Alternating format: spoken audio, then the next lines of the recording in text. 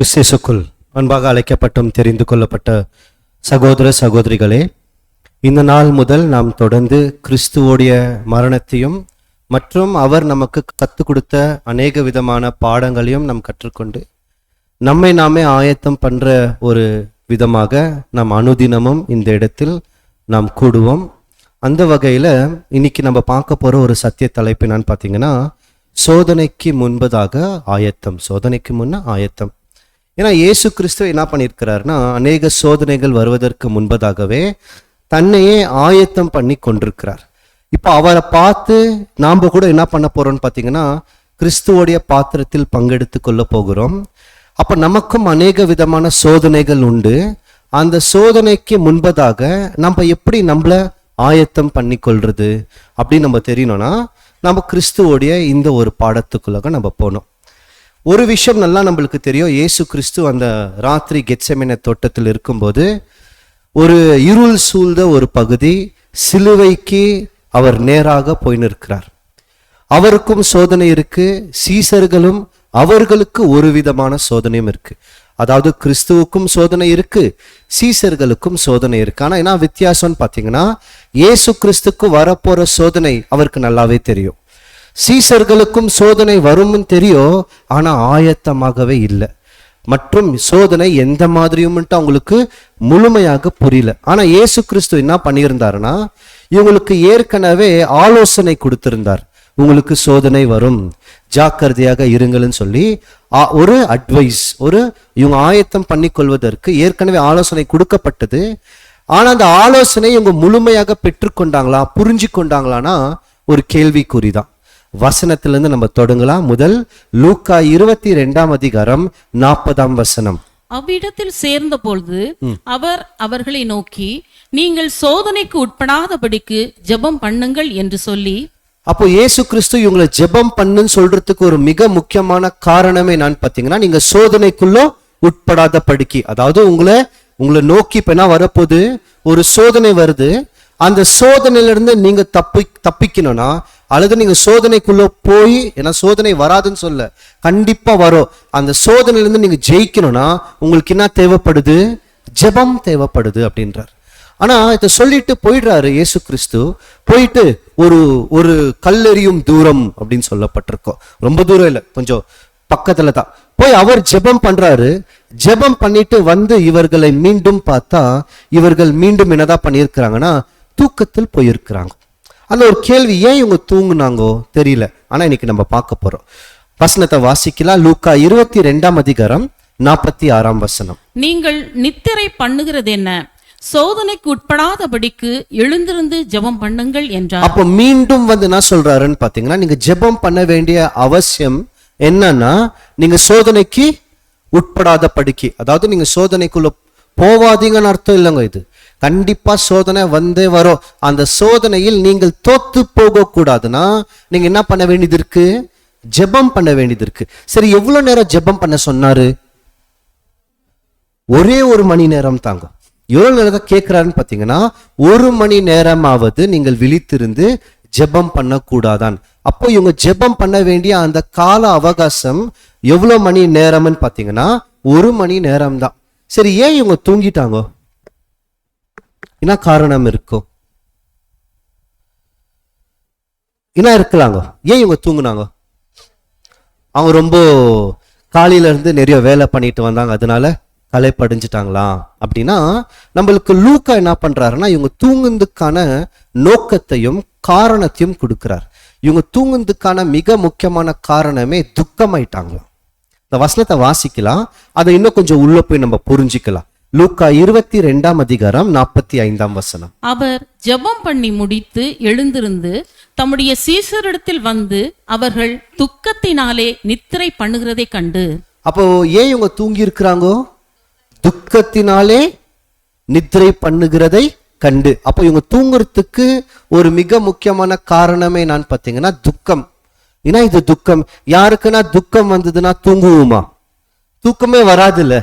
ஆனா இவங்க துக்கம் வந்த உடனே இவங்க தூங்கிட்டாங்களா? கொஞ்சம் வித்தியாசமா இருக்குல்ல. இந்த துக்கம் என்ற வார்த்தைக்கான கிரேக்க வார்த்தை அர்த்தம் என்னன்னு பார்த்தீங்கன்னா லிப்பே அப்படின்ற ஒரு வார்த்தை. இதுக்கான அர்த்தம் என்னன்னா பாரம், மனசு ரொம்ப பாரமா இருக்கு, என்னுடைய மனசு ரொம்ப துன்பம் படுத்து கொண்டு நிற்கிறது, என்னுடைய இருதயத்துல ஒரு வலி, அதாவது ஒரு வேதனை, சொல்ல முடியாத ஒரு வேதனை இருக்கிறதுக்கு பேரு தான் லிப்பேன்ற வார்த்தையை பயன்படுத்துவாங்க. அதாவது உள்ளுக்குள்ள மனசுல ரொம்ப பாரம். நீங்களே இந்த அனுபவத்துக்குள்ள நம்ம நிறைய நேரத்துல வந்திருக்கோம். மனசு ரொம்ப பாரமா இருந்தா யார்கிட்டயும் பேச தோண்டாது, ஒரு பக்கம் அமைதியா உட்காந்துருவாங்க, அமைதியா இருந்துருவாங்க. அதுதான் இவங்களுக்கும் நடந்திருக்கு. ஆனா இவங்களை பாரமாக்குனது என்ன? ஏன் இவங்களுடைய மனசு பாரமாச்சு? ஒருவேளை இயேசு கிறிஸ்து சிலுவையில் அறிய போகிறாருன்னு தெரிஞ்சு பாரமாயிட்டாங்களா? யூதாஸ் காட்டி கொடுக்கிறாருன்னு தெரிஞ்சு பாரமாயிட்டாங்களா? எதுக்கு இவங்க பாரமானாங்க அப்படின்னா பல காரணங்கள் உண்டு. ஒவ்வொரு காரணமா பார்க்கலாம். இயேசு கிறிஸ்து கெத்செமனே தோட்டத்துக்கு வந்து நிற்கும் போது, அதாவது இவங்க ராபோஜனம் முடிச்ச பின்னாடி கிறிஸ்து நிறைய விஷயங்கள் சொல்லினே வருவாரு. ஒரு எஜமானனை காட்டிலும் ஒரு ஊழியக்காரன் பெரியவன் அல்ல. உங்களை நிறைய பேர் என்ன பண்ணுவாங்கன்னா கொண்டு போய் உங்களை சாகடிக்குவாங்கோ, உங்களை துன்பப்படுத்துவாங்கோ. ஆனாலும் நீங்க விசுவாசத்தை இழந்து போகாதீங்கோ. உங்களை எடுத்துன்னு போய் நீதிமன்றத்துல நிக்க வைக்குவாங்கோ, அது குறித்து நீங்க கவலைப்படாதீங்கோ. ஜனங்கள்லாம் என்ன நினைக்குவாங்கன்னா, உங்களை அவங்க வேதனைப்படுத்தினாங்கன்னா, உங்களை துன்பப்படுத்தினாங்கன்னா தேவனுக்காக ஏதோ ஒரு வேலையை செய்யறாங்கன்னு நினைச்சுக்கின்னு உங்களை வேதனைப்படுத்துவாங்கலாம் சொல்றாரு. இதெல்லாம் அவங்க மனசு அவளை பாதிக்கலங்க. ஒரு முக்கியமான விஷயத்தை அவர் குறித்து பேசுவார். என்ன சொல்வார்னா, உங்களை விட்டு நான் கிளம்பி போக போறேன்வார். இதுதான் அவங்கள பாதிச்ச நிறைய விஷயங்கள் இருக்கு, ஒவ்வொன்றா பார்க்கலாம். இதுவும் அவங்களுடைய மனசுக்கு ஒரு பாரமா இருக்கு. இயேசு கிறிஸ்து எப்பவுமே எங்க கூடவே இருந்துருவாரு, கடைசி வரைக்கும் நம்ம அவர் கூட தான் இருக்குவாருன்னு இந்த சீசர்கள்லாம் நினைச்சுன்னு இருக்கும்போது கிறிஸ்து என்ன சொல்றாருன்னா, நேரம் முடிஞ்சது, உங்களை விட்டு நான் கிளம்பி போக போறேன்றார். இதுவும் அவங்க மனசுல என்னாவதுன்னா ஒரு விதமான தயக்கத்தையும் பாரத்தையும் ஏற்படுத்தினதா. வசனத்தை நம்ம வாசிக்கலாம் தொடர்ந்து ஒவ்வொன்றாக. யோவான் 16ஆம் அதிகாரம் 4ஆம் வசனம். அந்த காலம் வரும்போது நான் இவைகளை உங்களுக்கு சொன்னேன் என்று நீங்கள் நினைக்கும்படி இவைகளை உங்களுக்கு சொல்லி இருக்கிறேன்.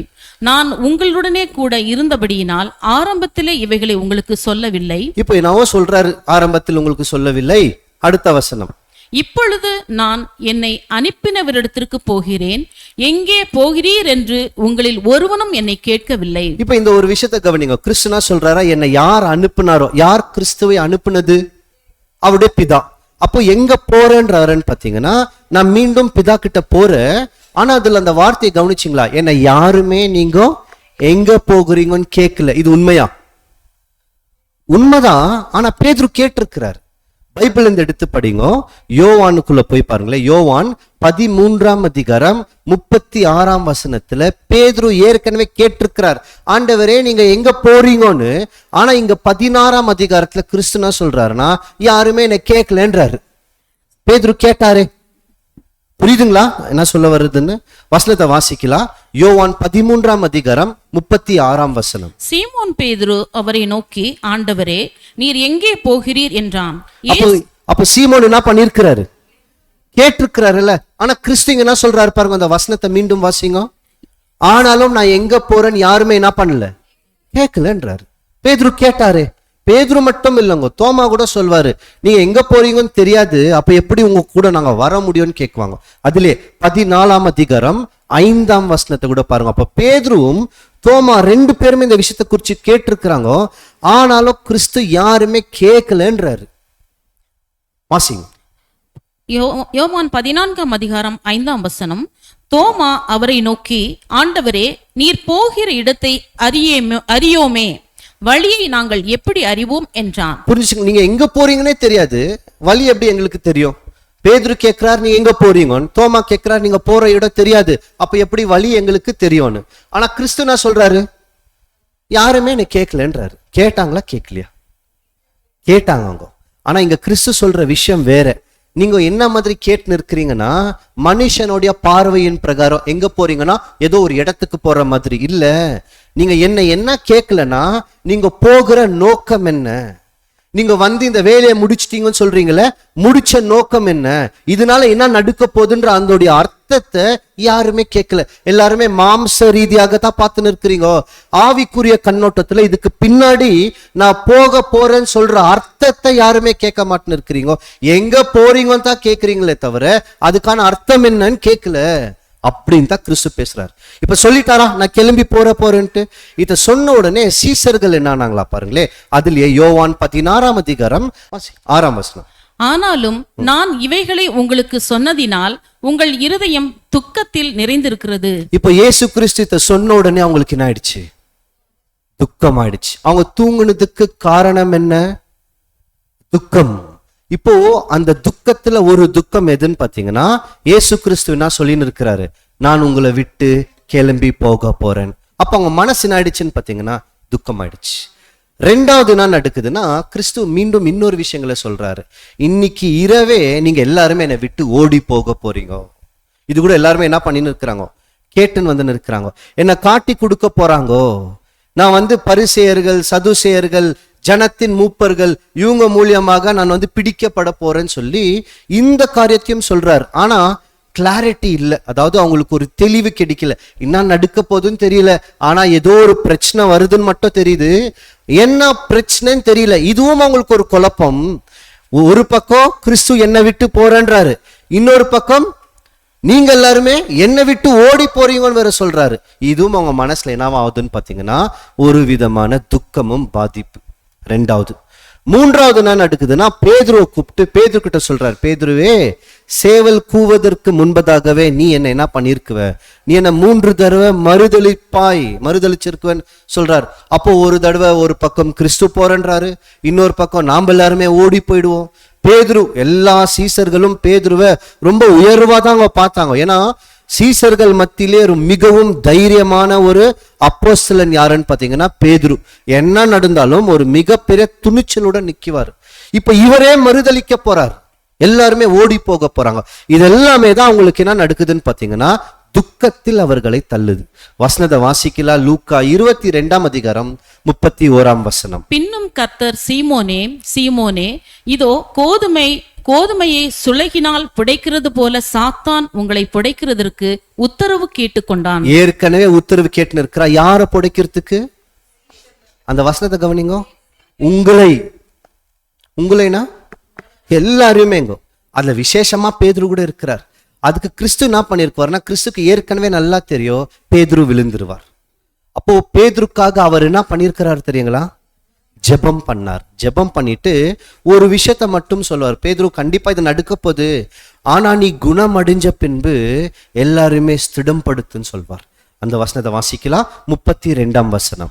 நானோ உன் விசுவாசம் ஒளிந்து போகாதபடிக்கு உனக்காக வேண்டிக் கொண்டேன். ஒருவேளை இயேசு கிறிஸ்து ஜெபம் பண்ணி இல்லைன்னா இன்னும் ஆயிருக்கிறதுக்கு வாய்ப்பு உண்டு இல்ல. அந்த வசனத்தை கவனிச்சீங்கன்னா பதில் கிடைச்சிடும். பேதுருவுடைய விசுவாசம் ஒளிந்து போகாதபடி கிறிஸ்து ஜெபம் பண்ணி இருந்தாராம். புரிஞ்சுச்சுங்களா? இயேசு கிறிஸ்துடைய ஜெபம் நிச்சயமாக கேட்கப்பட்டிருக்குமா?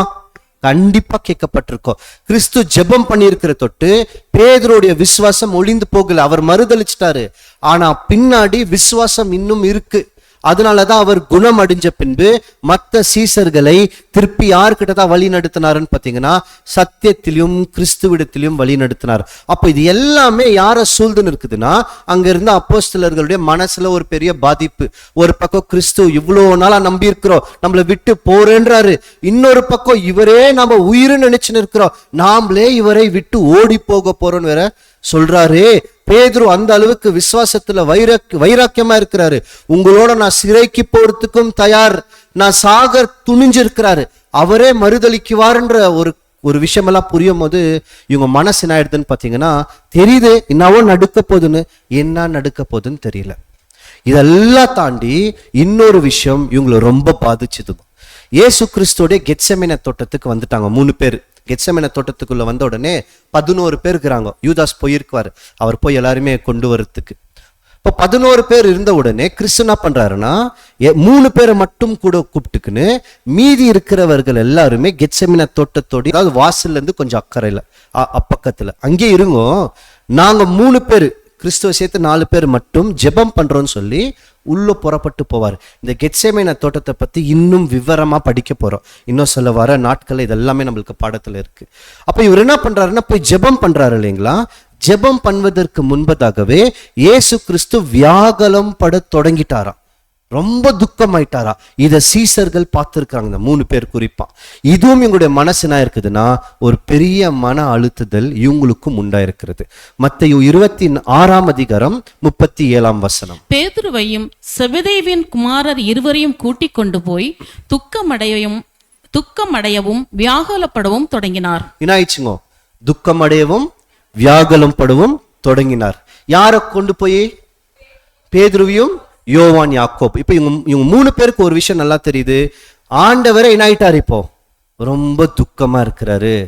இந்த மாதிரி கிறிஸ்துவ இது வரைக்கும் இவர்கள் பார்த்தே இருக்க மாட்டாங்க. அப்போ இவங்க மனசு என்ன ஆயிடுச்சுன்னு பாத்தீங்கன்னா ஒரு விதமான உள்ளூர் பெரிய பாரம் ஏற்பட்டிருக்கிறது. இவங்க என்ன ஆயிட்டாங்க? போய் உக்காந்த உடனே தூங்கிட்டாங்க. புரிஞ்சுச்சுங்களா? ஏன்னா இவங்க மனசை இப்ப எப்படி இருக்குதுன்னா ஒரு மிகப்பெரிய குழப்பத்திலையும் பாரத்துல இருக்கு. அப்போ இவங்க துக்கம் அடைஞ்ச காரணம் புரியுது இல்லைங்களா? பின்னணி கிறிஸ்துவ பாக்குறாங்க, பார்த்த உடனே அவரே துக்கமா இருக்கிறாரு. நீங்களை விட்டு போறேன்னு வர சொல்றாரு. என்ன ஆகுதுன்னே தெரியல. ஒரு பெரிய குழப்பத்துல உட்கார்ந்து இருக்கிறாங்க. ஆனா கிறிஸ்துக்கு என்ன நல்லாவே தெரியுதுன்னா கண்டிப்பாக எனக்கு வந்திருக்கிற வேதனைகளும் பாடுகளும் உண்டு. இவங்களுக்கு மட்டும் என்ன நடக்க போகுதுன்னு புரியவே இல்லைன்ற ஒரு கண்ணோட்டத்துல கிறிஸ்துவும் இருக்கிறார். சீசர்கள் கிறிஸ்துவ பார்க்கும்போது அவங்களுக்கு தெரியுது ஏதோ நடக்குதுன்னு, ஆனா என்ன நடக்குதுன்னு புரியல. இன்னொரு விஷயம் கூடங்க, இவங்க மாம்சமும் பலவீனமா இருக்கு. ஆவியில உற்சாகமா இருந்தாங்க, ஆனா மாம்சத்திலும் எப்படி இருக்கிறாங்கன்னு பாத்தீங்கன்னா பலவீனத்துல இருக்கிறாங்க. அப்போ இவங்க துக்கம் அடையறதுக்கு 2 விதமான காரணம் உண்டு. அதாவது இவங்க தூங்குறதுக்கு காரணம் ஒண்ணு துக்கம், இன்னொன்னு என்னன்னு பாத்தீங்கன்னா மாம்சம் பலவீனமா இருக்கு. இதோடைய பின்னணி புரிஞ்சுச்சிங்களா? இப்போ பாடத்துடைய தலைப்பு என்ன? சோதனைக்கு முன் ஆயத்தம். அப்ப இன்னும் நம்ம வரல, இதோடைய பின்னணியை தான் நம்ம பார்த்துன்னு இருக்கிறோம். ஒரு மனுஷன் எப்பவுமே ஒரு மிகப்பெரிய சோதனைக்குள்ள போயிட்டாங்கன்னா என்ன நடக்கும்னு பாத்தீங்கன்னா ஒண்ணு அவங்க விழித்திருந்து சோதனை வருதுன்னு தெரிஞ்சுன்னு இருக்கும் போது ஜெபம் பண்ணாங்கன்னா அந்த சோதனை ஜெயிக்க முடியும். ஜெபம் பண்ணலன்னா தோத்துருவாங்கன்றத இயேசு கிறிஸ்து இந்த இடத்துல நம்மளுக்கு காட்டுறார். அப்போ ஏதோ ஒரு தருணத்துல மனசு பாரம் ஆயிடுச்சுன்னா அன்னைக்கு சீசர்கள் என்ன பண்ண வேண்டியது இருந்திருக்கு? ஜெபம்.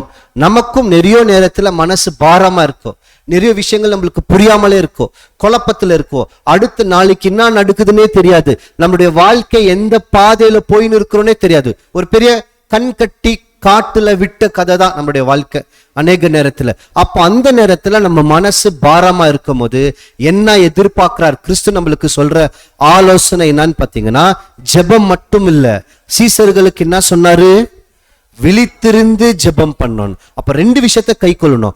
ஒன்னு ஜெபமும் பண்ணும், இன்னொன்னு விழித்தும் இருக்கணும். அப்போ விழித்து இருக்கிறதுனா என்ன, ஜெபம் பண்றதுனா என்னன்னு கண்டுபிடிக்கணும். அத்தை கண்டுபிடிக்கிறதுக்கு முன்னாடி கிறிஸ்து எப்படி ஜெபம் பண்ணார் இது எல்லாமே மிக முக்கியமாக நம்ம பார்க்கணும். ஒண்ணு திருப்பி கவனிங்க, நம்மளுக்கு ரொம்ப துக்கம் ஆயிடுச்சுன்னா நம்மளுடைய ஆவி என்னதான் ஆகும்? தூங்கிடும். அன்னைக்கு பேதுருக்கு என்ன நடந்தது? தூங்கிட்டாங்க. விழித்திருந்து ஜெபம் பண்ணாங்கன்னா என்ன கிடைக்கும்? அவங்களுக்கு பலன் கிடைக்கும். எப்படி சொல்லலாம்? இயேசு கிறிஸ்து அங்க கெத்செமனே தோட்டத்துல விழித்திருந்து ஜெபம் பண்றாரு. ஜெபம் பண்ணி முடிச்ச பின்பு தேவ தூதன் வந்து என்ன கொடுக்கிறாரு? ஒரு பலம் கொடுத்தார். அப்ப அந்த பலத்தோட தான் இயேசு கிறிஸ்து என்ன பண்ணாரு? வெளியே எந்திரிச்சு வந்தார். அப்போ ஒரு சோதனை வருவதற்கு முன்பதாகவே என்ன பண்ணோம்? ஆயத்தமாகணும். அதுதான் நம்ம ரொம்ப முக்கியமா புரிஞ்சுக்கணும். இப்போ பேதுரு எல்லாம் பின்னாடி தாங்க மறுதளிக்கிறாரு. ஆனா மறுதளிக்கிறதுக்கு முன்னாடி இங்கேயே விழுந்துட்டாங்க. சீசர்களா பின்னாடிதான் ஓடி போக போறாங்க. அவங்க ஓடி போறதுக்கு முன்னாடி இங்க விழுந்தாங்க. எப்படின்னா தூக்கத்தில். அவங்க மட்டும் அன்னைக்கு தூங்காமல் விழித்திருந்தாங்கன்னா ஏதோ ஒரு வகையில பேதுரு வந்து ஒருவேளை அவர் விழித்திருந்து ஜெபம் பண்ணி இருந்தாருன்னா என்ன தெரியுங்களா இருக்கோ? ஒருவேளை அவருக்கும் பலம் கிடைச்சு அவருடைய பட்டயத்தை எடுத்து காதை வெட்டி இருக்க மாட்டார். கிறிஸ்துவ மறுதளிச்சிருக்குவாரா என்னன்னு ஒரு கேள்விக்குறியாவே நிற்கும். போய் இயேசு கிறிஸ்துடைய எதிரிகள் கூடவே உட்கார்ந்துக்குன்னு கிறிஸ்துவை கண்ணா பின்னான் திட்டி இருக்க மாட்டார். பண்ணாரா? அதெல்லாமே இவர் தடுத்திருக்கலாம். எப்படின்னு பாத்தீங்கன்னா ஒரே ஒரு விஷயம், இவர் விழித்திருந்து ஜெபம் பண்ணியிருந்தாருன்னா அதுல இருந்து என்ன இருக்கலாம்? ஜெயிச்சிருக்கலாம். ஆனா அங்க விழுறதுக்கு முன்னாடி இங்கேயே விழுந்துட்டாங்க. எதுல விழுந்துட்டாங்கன்னா தூக்கத்துல விழுந்துட்டாங்க. அதனால தான் கிறிஸ்து என்ன சொல்றாருன்னா வசனத்தை வாசிக்கலாம். மத்தேயு 26:41 நீங்கள் சோதனைக்கு உட்படாதபடிக்கு, மீண்டும் அப்போ நம்ம சோதனைக்குள்ள போகாதபடிக்கு விழித்திருந்து ஜெபம் பண்ணுங்கள். 2 விஷயம் சொல்றாரு. ஆவி வெறும் ஜெபம் மட்டும் இல்ல, விழித்திருந்து ஜெபம் பண்ணோம். வாசி முடியும். ஆவி உற்சாகம் உள்ளதுதான், மாமிசமோ பலவீனம் உள்ளது என்றார். சரி, அப்போ ஒவ்வொன்னா பார்க்கலாம். 2 செய்யணும். ஒன்னு விழித்திருக்கணும், இன்னொன்னு ஜெபம் பண்ணும். இப்போ விழித்திருக்கிறதுனா என்ன அர்த்தம்னு பார்த்தீங்கன்னா, இதோடைய கிரேக்க வார்த்தை வந்து கிரெகோரியோன்னு இருக்கும். அதுக்கான அர்த்தம் என்னன்னா, வெறும் கண்கள் திறந்திருக்கிறது மட்டும் இல்லை. இதுக்கு ஒரு உதாரணம் கொடுக்குறேன். ஒரு காவல்காரன் மேல காவல் கோபுரத்துல நிக்குவாங்க பழைய ஏற்பாட்டு காலத்துலலாம். அவங்க தான் தூரத்துல இருந்து வர எதிரிகளை என்ன பண்ண முடியும்னா பார்க்க முடியும். சில பேர் பார்த்துருக்கிறீங்களா, கண் தெரிந்துக்குனே தூங்குவாங்க. நம்மளாம் பண்ணியிருக்கிறோம், ஆமாவா இல்லைங்களா? அதாவது கண் தெரிந்திருக்கோ, ஆனா நம்மளுடைய மனசு தூங்கிட்டு இருக்கோம். அப்போ விழித்திருனா என்ன அர்த்தம்னு பார்த்தீங்கன்னா, இவங்க கண்கள் திறக்கிறது மட்டுமல்ல, தூரத்துல வர ஆபத்தை இங்க இருந்தே பார்க்கணும். அதான் காவல்காரர்கள் ஜாமக்காரர்கள் என்ன செய்வாங்கன்னா, அவங்க மேல காவல் கோபுரத்துல நிற்கும் போது விழித்து நிற்குவாங்க. தூரத்துல இருந்து ஏதாவது ஒரு ஆபத்து வருதான்னு சொல்லி கண்காணிச்சு நிற்குவாங்க. ஒருவேளை அவங்க கண்கள் திறந்து மனசளவுல தூங்கிட்டு இருந்தாங்கன்னா வர ஆபத்தை கண்டுபிடிக்க முடியுமா? முடியவே முடியாது. அப்போ விழித்திருனா என்ன அர்த்தம்னா, வெறும் கண்கள் திறக்கிறது மட்டுமல்லங்க, நம்மளுக்கு தூரத்துல இருந்து வர ஆபத்து என்னன்னு கண்டுபிடிக்கணும்.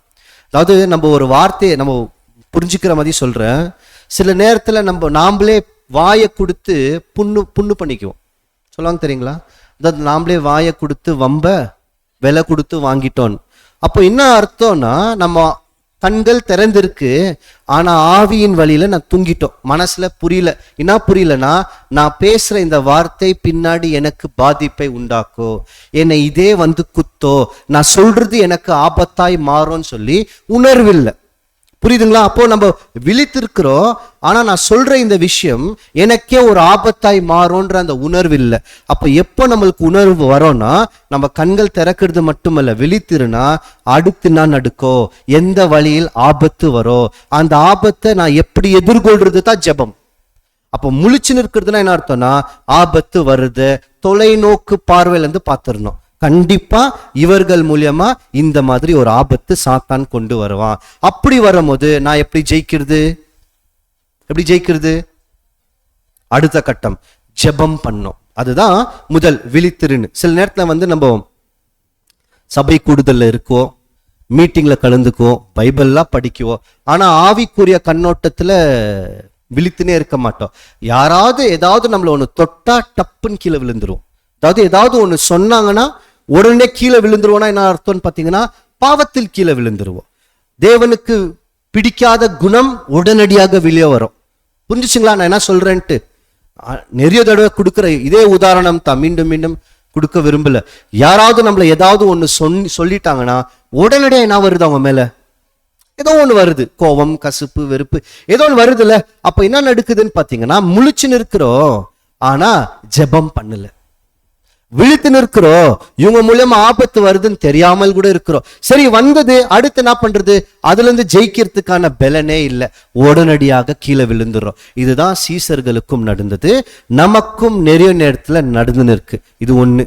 அடுத்து என்ன சொல்றாருன்னு பாத்தீங்கன்னா, ஜெபம் பண்ணுங்கள்ன்றாரு. இந்த வார்த்தை, இதோடைய கிரேக்க வார்த்தைக்கான அர்த்தம் வந்து நான் உங்களுக்கு லிஸ்ட்ல போட்டிருக்கிற பாருங்க. ஜெபம் பண்ணுனா என்ன அர்த்தம்னா, வெறும் ஐயோ தேவனே என்னை காப்பாத்து, இந்த சோதனையில இருந்து என்னை ஜெயிக்க வைன்னு இல்லைங்கோ. ஜெபம் பண்ணுனா என்ன அர்த்தம்னா, தேவனுக்கு முன்பதாக வா, அவர்கிட்ட கோரிக்கையை வெய், அவருடைய சித்தத்துக்கும் உன்னுடைய சித்தத்துக்கும் இசைவாய் தன்னை மாத்திக்கொள், என்னுடைய பலவீனத்தில் உன்னுடைய பலன் எனக்கு வேணும்ன்ற கோரிக்கையை தேவன்கிட்ட வைக்குமா. புரியுதுங்களா? ஜெபம்னா என்னன்னு? ஜெபம்னா தேவன் முன்னாடி வந்து, தேவனே நான் பலவீனத்துல இருக்கிற, எனக்கு பலன் கிடையாது, உங்களுடைய பலன் எனக்கு வேணும், உங்களுடைய பலன் இருந்தா தான் நான் ஜெயிக்க முடியும், உங்களுடைய சித்தம் என்னவோ அந்த சித்தத்தை என்னுடைய சித்தமாக நான் மாத்திக்கிறேன். புரிஞ்சுச்சுங்களா? ஜெபம்னா தேவனே என்னை காப்பாத்துன்னு இல்லை, உங்களுடைய சித்தம் என்ன சொல்வாரு? நம்மளை யாரோ ஒருத்தவங்க வந்து ஏதோ ஒரு விதத்துல கசப்பா நம்மளை கீழே தள்ள பார்க்குறாங்க. அப்ப தேவன்கிட்ட ஜெபம் பண்ணும்போது தேவனுடைய சித்தம் என்னன்னு சொல்வாரு. என்ன சொல்வாரு? நான் திருப்பி ஒரு உதாரணம் கொடுக்குறேன். நான் வந்து உங்களை ஏதோ ஒரு வகையில கீழே தள்ள போறேன், அதாவது வார்த்தையினால நீங்க கண்டுபிடிச்சிட்டீங்க, நீங்க ஜெபம் பண்றீங்க, தேவனே உங்களுடைய சித்தம் என்னன்னு கேட்குவீங்க. அப்ப தேவன் உங்ககிட்ட என்ன சித்தம்னு சொல்வார்? பொறுமை. கரெக்ட். அப்புறமா மன்னிப்பு சொல்வாரா? இப்போ உடனடியா என்னுடைய சித்தம் என்னவா மாறணும்? மாறுதா? மாறலன்னா என்ன அர்த்தம்னா, சித்தம் அல்ல என் சித்தத்தின்படியே செய்வேன். ஆனா கிறிஸ்து என்ன பண்ணிட்டார்னா, என் சித்தம் அல்ல சித்தத்தின்படி செய்வேன். அப்போ ஜெபம் என்பது அவருடைய சித்தம் என்னவோ அதை என்னுடைய சித்தமாக மாத்திக்கொள்வது தான் உண்மையான ஜெபம். அப்போ இயேசு கிறிஸ்து இவர்களை விழித்திருந்து ஜெபம் பண்ணுன்னு சொல்றது வெறும் முழிச்சுக்குன்னு 1 மணி நேரம் சும்மா ஆராதனை பண்ணுன்னு அர்த்தம் இல்லை. தேவனே உம்முடைய சித்தம் என்ன, சோதனைக்குள் போகும்போது நான் என்ன பண்ணணும் அதை கேட்டு பலத்தை பெற்றுக்கொள்ளுங்கள். அதாவது தன்னை சார்ந்து வாழாமல் தேவனை சார்ந்து வாழணுமா. புரிஞ்சுச்சுங்களா? அப்ப நமக்கும் சோதனை வருதா? எப்பெல்லாம் வருது சோதனை? நிறைய நேரத்துல வருது. வரும்போது என்ன பண்ணோம்? ஜெபம் மட்டுமா பண்ணோம்? முதல் விழித்திருக்கணும். விழித்திருக்கணும்னா என்ன அர்த்தம்? விழித்திருக்கிறதுனா என்ன அர்த்தங்க?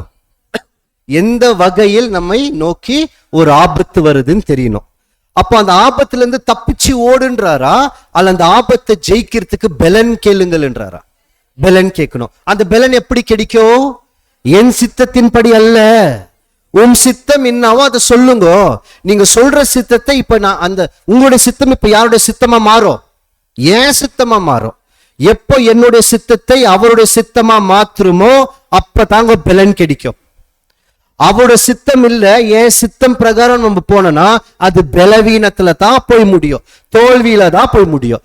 அப்போ நாம ஜெயிக்கணும்னா என் சித்தத்தை எடுத்து தூர வச்சு சித்தம் என்ன தேவனே ஒரு வாட்டி முயற்சி எடுத்து பாருங்க. எது நடந்தாலும் பிதாவை நோக்கி ஒரு ஜெபம். பிதாவே இந்த சூழ்நிலை இப்ப நான் என்ன பண்ணட்டும்? பரிசுத்த ஆவியின் உணர்வை கொடுக்குவார், இதை செய் இதை செய்யாதன். அப்போ அவருடைய சித்தம் நமக்கு நல்லா புரியும். அது எப்படி தெரியும்னா வசனம், வேத வசனம் இருக்கு நம்ம மனசுல. அப்பதான் அந்த வசனம் பேசும் நம்ம கிட்ட. அப்ப தெரிஞ்சுக்கலாம், ஓ இதுதான் தேவனுடைய சித்தம். அமைதியா இருன்றாரு, அமைதியா இருந்துரு. கோவப்படாதன்வாரு, கோவப்படாமல். அப்போ அந்த சித்தத்துக்கு இசைவாய் நம்ம நடந்தோம்னா நமக்கு வர அந்த எதிராளியோடைய எதிர்ப்பு புடம் போடுறான் பாருங்க, அதுல இருந்து ஜெயிக்க முடியும். இதுதான் பேதுரு இடத்திலையும் சீசர்களுக்கும் கேட்டார், சொன்னார், ஆலோசனை கொடுத்தார். அவங்க தோத்துட்டாங்கோ. சரித்திரத்தை நம்மளால மாத்தி எழுத முடியாது இன்னைக்கு. ஆனா என்ன பண்ணலாம்னா அவங்ககிட்ட இருந்து கத்துக்கலாம். இப்போ கிறிஸ்து ஜெபம் பண்ணுன்னு சொன்னாரு, அவரே ஜெபம் பண்ணியிருக்குவாரா? ஜெபம் பண்ணியிருக்கிறார்ல. இயேசு கிறிஸ்து முதல் வேதத்தில் எங்க ஜெபம் பண்ணார்? முதல் அப்பதாங்க அவர் ஜெபம் பண்ணாரு. நம்மளுக்கு ரெக்கார்டே இருக்கு. எங்கதான் முதல் இயேசு கிறிஸ்து ஜெபம் பண்ணாருன்னு பாத்தீங்கன்னா ஞானஸ்தானத்தில். ஞானஸ்தானத்தை பெற்றுக்கொள்வதற்கு முன்பதாக அவர் ஜெபம் பண்ணார். அதுக்கு பிறகுதான் தேவனுடைய ஆவியே கிறிஸ்துக்கு கொடுக்கப்பட்டது. வசனத்தை வாசிக்கலாம். லூக்கா 3:21. ஜனங்கள் எல்லாரும் ஞானஸ்நானம் பெற்றபோது இயேசுவும் ஞானஸ்நானம் பெற்று ஜெபம் பண்ணுகையில் வானம் திறக்கப்பட்டது. அப்போ கிறிஸ்து ஜெபம் பண்ணும் போதுதான் என்ன திறக்கப்பட்டது? வானம் திறக்கப்பட்டது. புரியுதுங்களா? அப்போ இதுதான் நம்மளுக்கு வேதத்தில் பதிவான முதல் இடம். இதுக்கு முன்னாடி பண்ணலையான்னு கேட்காதீங்க, பண்ணியிருக்கிறாரு. அவருடைய வாழ்க்கையில ஜெபம் என்பது ரொம்ப மிக முக்கியமான ஒரு விஷயமா இருந்திருக்கு. ஆனா நம்மளுக்கு ரெக்கார்டு எங்க கிடைக்குதுன்னு பாத்தீங்கன்னா ஞானஸ்தானத்துல. அவர் ஜெபம் பண்ண பின்பு தான் வானம் திறக்கப்பட்டு பரிசுத்த ஆவி அவருக்கு கொடுக்கப்பட்டு தேவனோட தெய்வீக அப்ரூவல்னு சொல்ல. அப்ரூவல்னா இப்பதான் அனுமதிக்கிறார், நீ யாருடைய வேலையை செய்ய வரலாம், என்னுடைய வேலையை செய்ய வரலான்னு சொல்லி கூப்பிடுறார். அப்போ கிறிஸ்து தன்னுடைய ஊழியத்தை தொடங்கும் போதே எதை முன்னாடி வச்சாரு? ஜெபத்தை தாங்க முன்னாடி வச்சார்.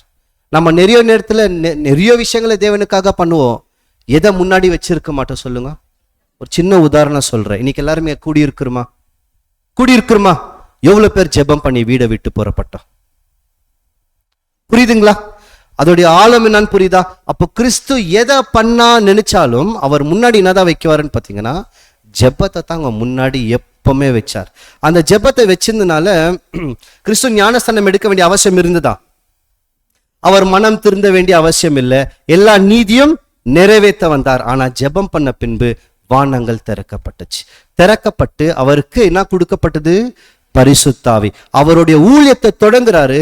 தொடங்குறதுக்கு முன்னாடி ரொம்ப சந்தோஷமா எக்ஸைட்மெண்ட்னு வாங்க பாருங்க, ரொம்ப ஏதோ ஒரு பெரிய சந்தோஷம், அதை முன்னாடி வைக்கல. என்னதான் தேவன் தேர்ந்தெடுத்தார்? செல்ஃப் கான்ஃபிடன்ஸ், அதாவது சுயமான ஒரு பலம். இதான் பேதுரு கிட்ட இருந்தது. அதனால தான் அவர் விழுறதுக்கு காரணமே அந்த செல்ஃப் கான்ஃபிடன்ஸ்ன்றது. நிறைய நேரத்தில் நம்மளை வந்து அது தாக்கிடுதுங்க. அதாவது என்னை பத்தின எனக்கு இருக்கிற நம்பிக்கை ரொம்ப மேல இருக்கும். நான் அதெல்லாம் பண்ணிடுவேன் போன்ட்டு, அதுதான் நம்மளை கீழேயே தள்ளும். கிறிஸ்து இதை சார்ந்து போல, தன்னை மேல உயர்த்தி தன்னை சார்ந்து போல. ஆனா யாருக்கிட்ட தன்னை முழுவதும் ஒப்பு கொடுத்தாருன்னு பாத்தீங்கன்னா தேவன்ட்டு ஒப்பு கொடுத்தார். அப்ப மேல திறந்து ஒரு சத்தம், இவர் என்னுடைய நேசகுமாரர். இவர் ஊழியத்தை தொடங்குறதுக்கு முன்னாடி முதல் பிதாவை பார்த்தார்.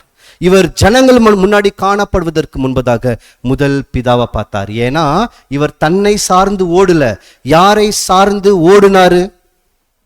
பிதாவை சார்ந்து ஓடினார். அதனால ஜெபத்துல முதல் யாரை பார்த்தாருன்னா பிதாவை தான் பார்த்தார். சாத்தானை போய் சந்திக்கிறதுக்கு முன்னாடி கிறிஸ்து யாரை சந்திச்சாருன்னா பிதாவை சந்திச்சாரா? அவர் வனாந்திரத்துக்குள்ள போயிட்டு சோதனைக்கு முன்னாடி ஜெபம் பண்ணிட்ட பின்புதான் என்ன பண்ணியிருக்கிறார்னா சோதனைக்குள்ள போயிருக்கிறார். சாத்தான் கிறிஸ்து கிட்ட பேசுறதுக்கு முன்னாடியே பிதா பேசிட்டார். என்னன்னு பேசிட்டாரு? நீதாப்பா என்னுடைய நேசகுமாரன். புரியுதுங்களா? அப்போ கிறிஸ்துவோடைய வாழ்க்கையில நிறைய நேரத்துல அவர் ஜெபம் பண்ணி நிறைய விஷயங்களை ஜெயிச்சிருக்கிறாருங்க.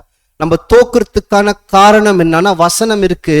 ஆனா நம்ம வாழ்க்கையில என்ன குறைவா இருக்குன்னா நம்மளுடைய ஜெபம், தனிப்பட்ட முறையில் நாம் செய்கிற ஜெபம் நம்மளுடைய வாழ்க்கையில குறைவா தான் காணப்படுது. இவர் ஜெபத்துக்கு பின்னாடி தான் வானங்களும் திறக்கப்பட்டது, பரிசுத்த ஆவியும் கொடுக்கப்பட்டது. இவருக்கு வார்த்தையும் தேவன் பேசுறார், இவர் என்னுடைய நேசகுமாரர். கிறிஸ்து இந்த ஊழியத்தை ஒரு சிங்காசனத்துல தொடங்கல, எல்லாருமே கைத்தட்டுற மாதிரி தொடங்கல. ரொம்ப அமைதியா சாந்தமா ஜெபத்துல ஆரம்பிச்சார். பிதா சொன்னாரா நீர் என்னுடைய நேசகுமாரன். சாத்தான் வந்து சொன்னதா நீ தேவனுடைய குமாரனான்னு கேட்டுச்சான். புரிஞ்சுச்சுங்களா? ஏற்கனவே பிதா சொன்னாரா நீர் தாப்பா என்னுடைய குமாரன். ஆனா சாத்தான் வந்து என்ன கேக்குதா, நீ உண்மையாகவே தேவனுடைய குமாரனா இருந்தா இதோ இந்த கற்களை இனவா மாத்து, அப்பமாய் மாத்துன்னு. முடிவுல என்ன நடந்தது? இயேசு கிறிஸ்து ஜெபம் பண்ணதுனால சோதனையிலிருந்து தப்பிச்சிட்டாரா? சோதனையிலிருந்து ஜெயிச்சார். புரியுதுங்களா? தேவன் வந்து நீ ஜெபம் பண்றதுனால உன்னை சோதனையிலிருந்து தப்ப வைக்கிறேன்னு சொல்ல, சோதனையில ஜெயிக்கிறதுக்கான பலத்தை என்ன பண்ண போற? கொடுக்குற. ஏன்னா ஜெயம் கொள்ளுகிறவன் எவனோ அவன் தான் கிறிஸ்துவோடைய சிங்காசனத்துல உட்கார முடியும். வெளிப்படுத்தல் 3:21 நம்ம வாசிக்கிறோம். அப்போ நம்ம ஜெயிக்கிறதுக்கு நம்மளுக்கு மிக முக்கியமாக என்னதான் தேவைப்படுதுன்னு பார்த்தீங்கன்னா நம்மளுடைய வாழ்க்கையில அனுதினமும் ஜெபம். இப்போ இங்க திருப்பி பார்க்கலாம் பாருங்களேன். ஆதாம் விழுந்தார். இப்ப கிறிஸ்து என்ன பண்ணனா காமிக்கணும், நான் விழமாட்டேன். இஸ்ரேல் மக்கள் வனாந்திரத்தில் போய் விழுந்தாங்க. கிறிஸ்து அதே வனாந்திரத்தில் நின்று நான் ஜெயிக்கிறேன்னு சொல்லி ஜெயிச்சார். இவர் ஜெயிக்கிறதுக்கான காரணமே என்னவாதான் இருந்ததுன்னு பாத்தீங்கன்னா இவர் பண்ண ஜெபம். ஆனா இங்க என்ன ஜெபம் பண்ணாருன்னு சொல்லல, வேற ஜெபம் பண்ணி கொண்டு இருந்தான் தான் இருக்கு. வேதத்துல எங்க முதல் இயேசு கிறிஸ்து பண்ண ஜெபத்தின் வார்த்தைகள் பதிவாயிருக்கு. சொல்றது புரியுதுங்களா? கிறிஸ்து வந்து இங்க ஜெபம் பண்ணாரு. ஆனா என்ன ஜெபம் பண்ணாருன்னு சொல்லல. முதல் அவர் பண்ண ஜெபம் பைபிள்ல இருக்கு. அவர் என்ன வார்த்தைகளை முதல் ஜெபம் பண்ணிருக்குவார் அதெல்லாம் பின்னாடிங்க. அவர் பேசின ஜெபம் முதல் பதிவான ஜெபம் எது தெரியுங்களா? நன்றி, தேங்க்ஸ் கிவிங். வசனத்தை வாசிக்கலாம். லூக்கா 10:21. அந்த வேளையில் இயேசு ஆவியிலே களி கூர்ந்து, பிதாவே, வானத்துக்கும் பூமிக்கும் ஆண்டவரே, இவைகளை நீர் ஞானிகளுக்கும் கல்விமான்களுக்கும் மறைத்து பாலகருக்கு வெளிப்படுத்தினபடியால் உம்மை ஸ்தோத்தரிக்கின்றேன். அப்ப முதல் என்னத்தான் கொடுத்திருக்கிறார் இயேசு கிறிஸ்து? நன்றி. நம்மளுடைய ஜெபத்துல முதல் என்ன தெரியுங்களா அதிகமா இருக்கு? புரியுதுங்களா வித்தியாசம்? நம்மளுடைய ஜெபத்துல முதல் எது அதிகமா இருக்குதுன்னு பாத்தீங்கன்னா சுயம். எனக்கு அது வேணும், எனக்கு இதை கொடுங்கன்னு. ஆனா கிறிஸ்துவோட ஜெபத்துல எது அதிகமா வச்சிருக்கிறாருன்னா நன்றி. அப்ப நாம ஜெபம் பண்ண தொடங்கும் போதே எதுலதான் தொடங்கணும்? நன்றியில தாங்க தொடங்கணும். இன்னைக்கு அவர் உயிரோட வச்சிருக்கிறாரு, அதே ஒரு பெரிய விஷயம். இவ்வளோ பெரிய சத்தியத்தை நம்மளுக்கு கொடுத்திருக்கிறாரு, அது இன்னும் பெரிய விஷயம். அந்த சத்தியத்துல நம்ம இன்னும் நடந்துன்னு இருக்கிறோமே, அது மகா பெரிய விஷயம். ஏன்னா சத்தியத்தை அறிஞ்சிருக்கிறோம், நடக்கிறது இன்னும் கஷ்டம். நடந்து இவ்வளவு நாளா கிட்ட வந்திருக்கிறோமே, தேவனே இதற்காகவது கொஞ்சம் நன்றி உள்ள ஒரு இருதயம் நம்மளுக்கு இருக்கணும். அப்ப நம்ம ஜெபத்துல எதை தான் நம்ம முதல் தொடங்கணும்னு பாத்தீங்கன்னா முதல் நன்றியில இருந்து தான் அங்க தொடங்கணும். இப்போ இது கிறிஸ்துவோட ஜெபங்களை நம்ம பார்த்துன்னு வந்துட்டு அப்புறமா கடைசியா நம்ம கிட்ட வரப்போறோம். கொஞ்ச நாள் ஆயிடுது, இயேசு கிறிஸ்து ஊழியத்தை தொடங்கி இருக்கிறார், கொஞ்ச நாள் ஆயிருக்கு. ஆன பின்பு அவர்களுக்கு அவர் பாப்புலாரிட்டி அதிகமாயிடுச்சு. அதாவது நிறைய மக்களால் இயேசு கிறிஸ்து காணப்பட்டார். நிறைய மக்களுக்கு தெரிஞ்சிச்சு, ஓ இவர்கிட்ட போனா நம்மளுக்கு என்ன கிடைக்கும், அற்புதம் சுகம் இதெல்லாம் கிடைக்கும்னு சொல்லி நிறைய விஷயங்கள் தெரிஞ்சிருச்சான். இப்ப கிறிஸ்துவோடைய பேரும் புகழும் அதிகமா வளர தொடங்கிச்சு. கிறிஸ்து ஒரு நாளுக்கு என்ன நடக்குதுன்னா, அவர் ஜெபாலயத்துக்குள்ள போய் நிறைய பேரை குணமாக்கி பேதுருவோட வீட்டுக்கு போய் அவங்க மாமியார் எல்லாத்தையும் குணமாக்கி இருக்கார். அந்த நாள் முழுவதும் எப்படி போயிருக்கோன்னு பார்த்தீங்கன்னா, அதிகமாக ஜனங்களுக்கு சத்தியத்தையும் தேவனுடைய ராஜ்யத்தை பத்தி சொல்லி நிறைய பேரை குணமாக்குறதுல போயிட்டு இருக்கோ. இவரை பத்தின செய்தி எல்லா பக்கத்துல இருக்கிற பட்டணத்துக்கும் போயாச்சு. இப்ப கிறிஸ்துவ பார்க்கறதுக்கு அடுத்த நாள் வராங்க, வந்து அவரை எப்படியாவது சந்திக்கணும்ட்டு. இந்த பகுதிக்கு போறதுக்கு முன்னாடி நான் உதாரணம் கொடுக்குறேன். இப்ப நம்மளை பத்தின விஷயம் நிறைய இந்த பட்டணம் முழுவதும் தெரிஞ்சிச்சுன்னு வைங்க. நம்மள எல்லாருமே பார்க்க வராங்க, நம்ம உடனே என்ன பண்ணுவோம்? சந்திக்கிறது உண்மைதான். சந்திக்கிறதுக்கு முன்னாடி எல்லாருமே என்ன பண்றது வாய்ப்பு? சொன்னார் பாருங்க, ரெடி ஆவாங்க. எப்படி ரெடி ஆவாங்க? இவ்வளோ பேரை நான் பார்க்க வராங்களே, உடனடியாக என்ன பண்றது? என்கிட்ட இருக்கிற எந்த துணி பெஸ்டா இருக்கு பண்ணுவாங்களா? அப்பதான் ஒருவேளை சகோதரர் இருந்தா ஷேவிங் பண்ணாம இருந்தா அப்பதான் போய் கொஞ்சம் எல்லாம் கிளீனா, புரியுதுங்களா? ஆனா இயேசு கிறிஸ்து என்ன பண்ணாருன்னு பாத்தீங்கன்னா, இவங்க எல்லாருமே கிறிஸ்து தேடி வராங்கன்னு தெரியும். ஆனா தான் போய் தன்னை அவர்கள்கிட்ட சந்திக்கிறதுக்கு முன்னாடி, பிதாவே நான் இவங்களை சந்திக்கிறது உங்களுக்கு சித்தமான்னு கேட்டார். அந்த சித்தத்தின் பிரகாரம் இயேசு கிறிஸ்து என்ன பண்ணியிருக்காருன்னா, போய் ஜெபம் பண்ண தொடங்கிட்டார். அதிகாலையிலே, இன்னும் கூட்டமே வரல, கூட்டம் வர்றதுக்கு முன்னாடி என்ன பண்ணிடுவார்னா ஜெபம் பண்ணுவார். வாசிக்கலாம், மார்க் 13ஆம் அதிகாரம் 35ஆம் மார்க் 1ஆம் அதிகாரம் 35ஆம் வசனம். அவர் அதிகாலையில் இருட்டோட எழுந்து புறப்பட்டு வனாந்தரமான ஒரு இடத்திற்கு போய் அங்கே ஜெபம் பண்ணினார். அப்போ அதிகாலையில எந்திரிச்சிட்டாரு, இருட்டோட எந்திரிச்சாரு, வனாந்திரத்துக்கு போயிட்டாரு, தனியா போயிட்டாரு. என்ன பண்ண தொடங்கினாரு? இவருக்கு தேவையா ஜெபம் பண்றது? இவர் தேவனின் குமாரன், எக்கச்சக்கமாக அளவே இல்லாமல் பரிசுத்தாவி கொடுக்கப்பட்டிருக்கு. இவர் எதற்கு ஜெபம் பண்ணணும்? புரியுதுங்களா? ஏன்னா எப்பவுமே பிதாவோடவே ஐக்கியத்தில் இருக்கணும். அந்த ஐக்கியத்தில் எது கொண்டு வருதுன்னு பாத்தீங்கன்னா ஜெபம் தாங்க. அதனால இவருடைய வாழ்க்கையில எதை ரொம்ப முக்கியமா கிறிஸ்து வச்சாருன்னா ஜெபத்தை வச்சார். அதிகாலையில எந்திரிச்சு போயிட்டாரு. எந்திரிச்சு போய் ஜெபம் பண்ணின்னு இருக்கிறாரு. சீசர்கள் ஓடி வராங்க, ஆண்டவரே ஆண்டவரே உடனடியா வாங்கோ, உங்களை பார்க்கறதுக்கு ஒரு பெரிய கூட்டம் வந்துருச்சுன்னு. இப்ப நானா இருந்தா என்ன சொல்வேன்னா, ஆமாவா அவ்வளோ பெரிய கூட்டம் வந்திருக்கா, பிதாவே நான் அப்புறமா வந்து ஜெபம் பண்றேன், கொஞ்ச நேரம் வெயிட் பண்ணுங்க, உங்க வேலை தான் நான் என்ன பண்ண போறேன், செய்ய போறேன்னு சொல்லிட்டு போயிடுவோம். ஆனா கிறிஸ்து என்ன பண்ணாருன்னு பாத்தீங்கன்னா, ஜெபத்துக்கு மட்டும் சாக்கு போக்கு சொல்லவே இல்லை. அவருடைய ஊழியம் செய்யறாரு. ஆனா ஊழியத்துடைய முக்கியமான ஒரு விஷயமே எதுன்னு பாத்தீங்கன்னா, முக்கியமான பொருள், கிறிஸ்து தன்னை எப்பவுமே பிதாவோட ஐக்கியத்தில் வைத்துக் கொள்வதற்கு அவர் பயன்படுத்தினது ஜெபம். இதனாலதான் அவங்க சீசர்கள் கிறிஸ்துவை பார்த்து ஒரு விஷயத்த போய் கிறிஸ்து கிட்ட பின்னாடி கேட்குவாங்க. அது நம்ம கொஞ்சம் நேரத்துல படிக்கலாம். அப்போ அடுத்து நான் என்ன செய்யணும், இவருக்கு தெரியல பிதாவுடைய சித்தத்தை நான் செய்ய வரேன்னு. ஆனா தானே சுயமா எங்கேயுமே முடிவெடுக்கலங்க. ரொம்ப ரொம்ப முக்கியம். நம்ம நிறைய நேரத்தில் நம்முடைய வாழ்க்கையில சுயமாக முடிவுகளை எடுத்துருவோம். ஆனா கிறிஸ்து சுயமாக முடிவே எடுக்கல. அவர் முடிவு எடுக்கணும்னா யாரை பார்க்குவார்னா பிதாவை பார்க்குவார். பிதாவே இவ்வளவு பேர் வந்திருக்கிறாங்க, நான் என்ன பண்ணிட்டோம்? இப்ப பிதா என்ன சொல்லியிருக்குவாரு? பிதா என்ன சொன்னாரோ அதுதானே கிறிஸ்து பண்ணியிருக்குவாரு. பிதா என்ன சொன்னாருன்னா, நீ வேற பட்டணத்துக்கு போன்ட்டார். கிறிஸ்து என்ன பண்ணிருக்குவாருன்னா, இந்த ஜனங்க இவ்வளவு பேர் கூடி வந்திருக்குவாங்க, சீசர்கள் வந்து கூப்பிடுறாங்க, வாங்க ஆண்டவரே நிறைய கூட்டம் வந்திருக்குன்னு. கிறிஸ்து வா நம்ம வேற பட்டணத்துக்கு போனோன்னு. ஏன்னா ஒரு மனுஷனுக்கு மிகப்பெரிய வீழ்ச்சி எது தெரியுங்களா? பாப்புலாரிட்டி. அதாவது தன்னை எல்லார் மத்தியிலும் பிரபலமாயி நிறைய பேர் அவங்கள மேல தூக்கி வைக்குவாங்க பாருங்க. அதுதான் அவங்களுடைய வீழ்ச்சிக்கான ஒரு முதல் படியே. கிறிஸ்து அதை எந்த நேரத்திலும் எங்கேயுமே விரும்பல. விரும்பாததுக்கு காரணம் என்னன்னா, பிதாவை நோக்கி பார்த்தார். நான் அடுத்து என்னுடைய வாழ்க்கையில என்ன முடிவெடுக்கணும், நான் என்ன பண்ணிட்டோன்னு. சின்ன சின்ன விஷயமா தான் தெரியுங்க. ஆனா அந்த சின்ன விஷயத்தையும் யார் கையில தான் ஒப்பு கொடுத்தாருன்னு பாத்தீங்கன்னா, தன்னை அனுப்பின பிதாவின் கையில தான் ஒப்பு கொடுத்தார். வசனத்தை நம்ம வாசிக்கலாம். மார்க் 1ஆம் அதிகாரம் 36 வசனம் முதல். சீமோனும் அவனோட இருந்தவர்களும் அவரை பின்தொடர்ந்து போய் அவரை கண்டபோது உம்மை எல்லாரும் தேடுகிறார்கள் என்று சொன்னார்கள். நிறைய பேர் உங்களை தேடுறாங்க. அது கிறிஸ்துனா பதில் கொடுக்கிறாரா? அவர்களை அவர் நோக்கி, அடுத்த ஊர்களிலும் நான் பிரசங்கம் பண்ண வேண்டுமானதால் அவ்விடங்களுக்கு போவோம், வாருங்கள், இதற்காகவே புறப்பட்டு வந்தேன் என்று சொல்லி சொல்லிட்டார். நான் வேற பட்டணத்துக்கு என்ன பண்ணோம், போனோம், வாங்க புறப்படுங்கன்ட்டாங்க. பேதுரு சீசர்களா எதை விரும்பி இருக்குவாங்க, இவ்வளோ கூட்டம் வந்துச்சு, இன்னைக்கு கூட என்ன பண்ணலாம், இங்கே இருக்கலாம், ஏன்னா இவ்வளவு பேர் தேடி வந்துட்டாங்களே. ஆனா பிதாவுடைய சித்தம் என்னவா இருந்துச்சா, வேற பட்டணத்துக்கு போ. புரிஞ்சுச்சுங்களா? அப்போ கிறிஸ்து ஒருவேளை தப்பான முடிவு எடுத்திருந்தாருன்னு வைங்களேன், ஜெபமே பண்ணலன்னா அன்னைக்கு என்ன நடந்திருக்கு வாய்ப்பும் உண்டுனா, அவ்வளோ கூட்டம் வந்துச்சு, அங்கேயே அன்னைக்கும் இருந்திருக்கலாம். ஆனா பிதாவுடைய சித்தம் அது இல்லையா. அப்ப அந்த சித்தத்தை அவர் எப்படி புரிஞ்சுக்கினாரு? ஜெபத்தின் வழியாகத்தான் அவங்க புரிஞ்சுக்கினார். அதனால தான் இப்ப பாருங்க, இது அவருக்கு வந்து ஒரு பெரிய சோதனை.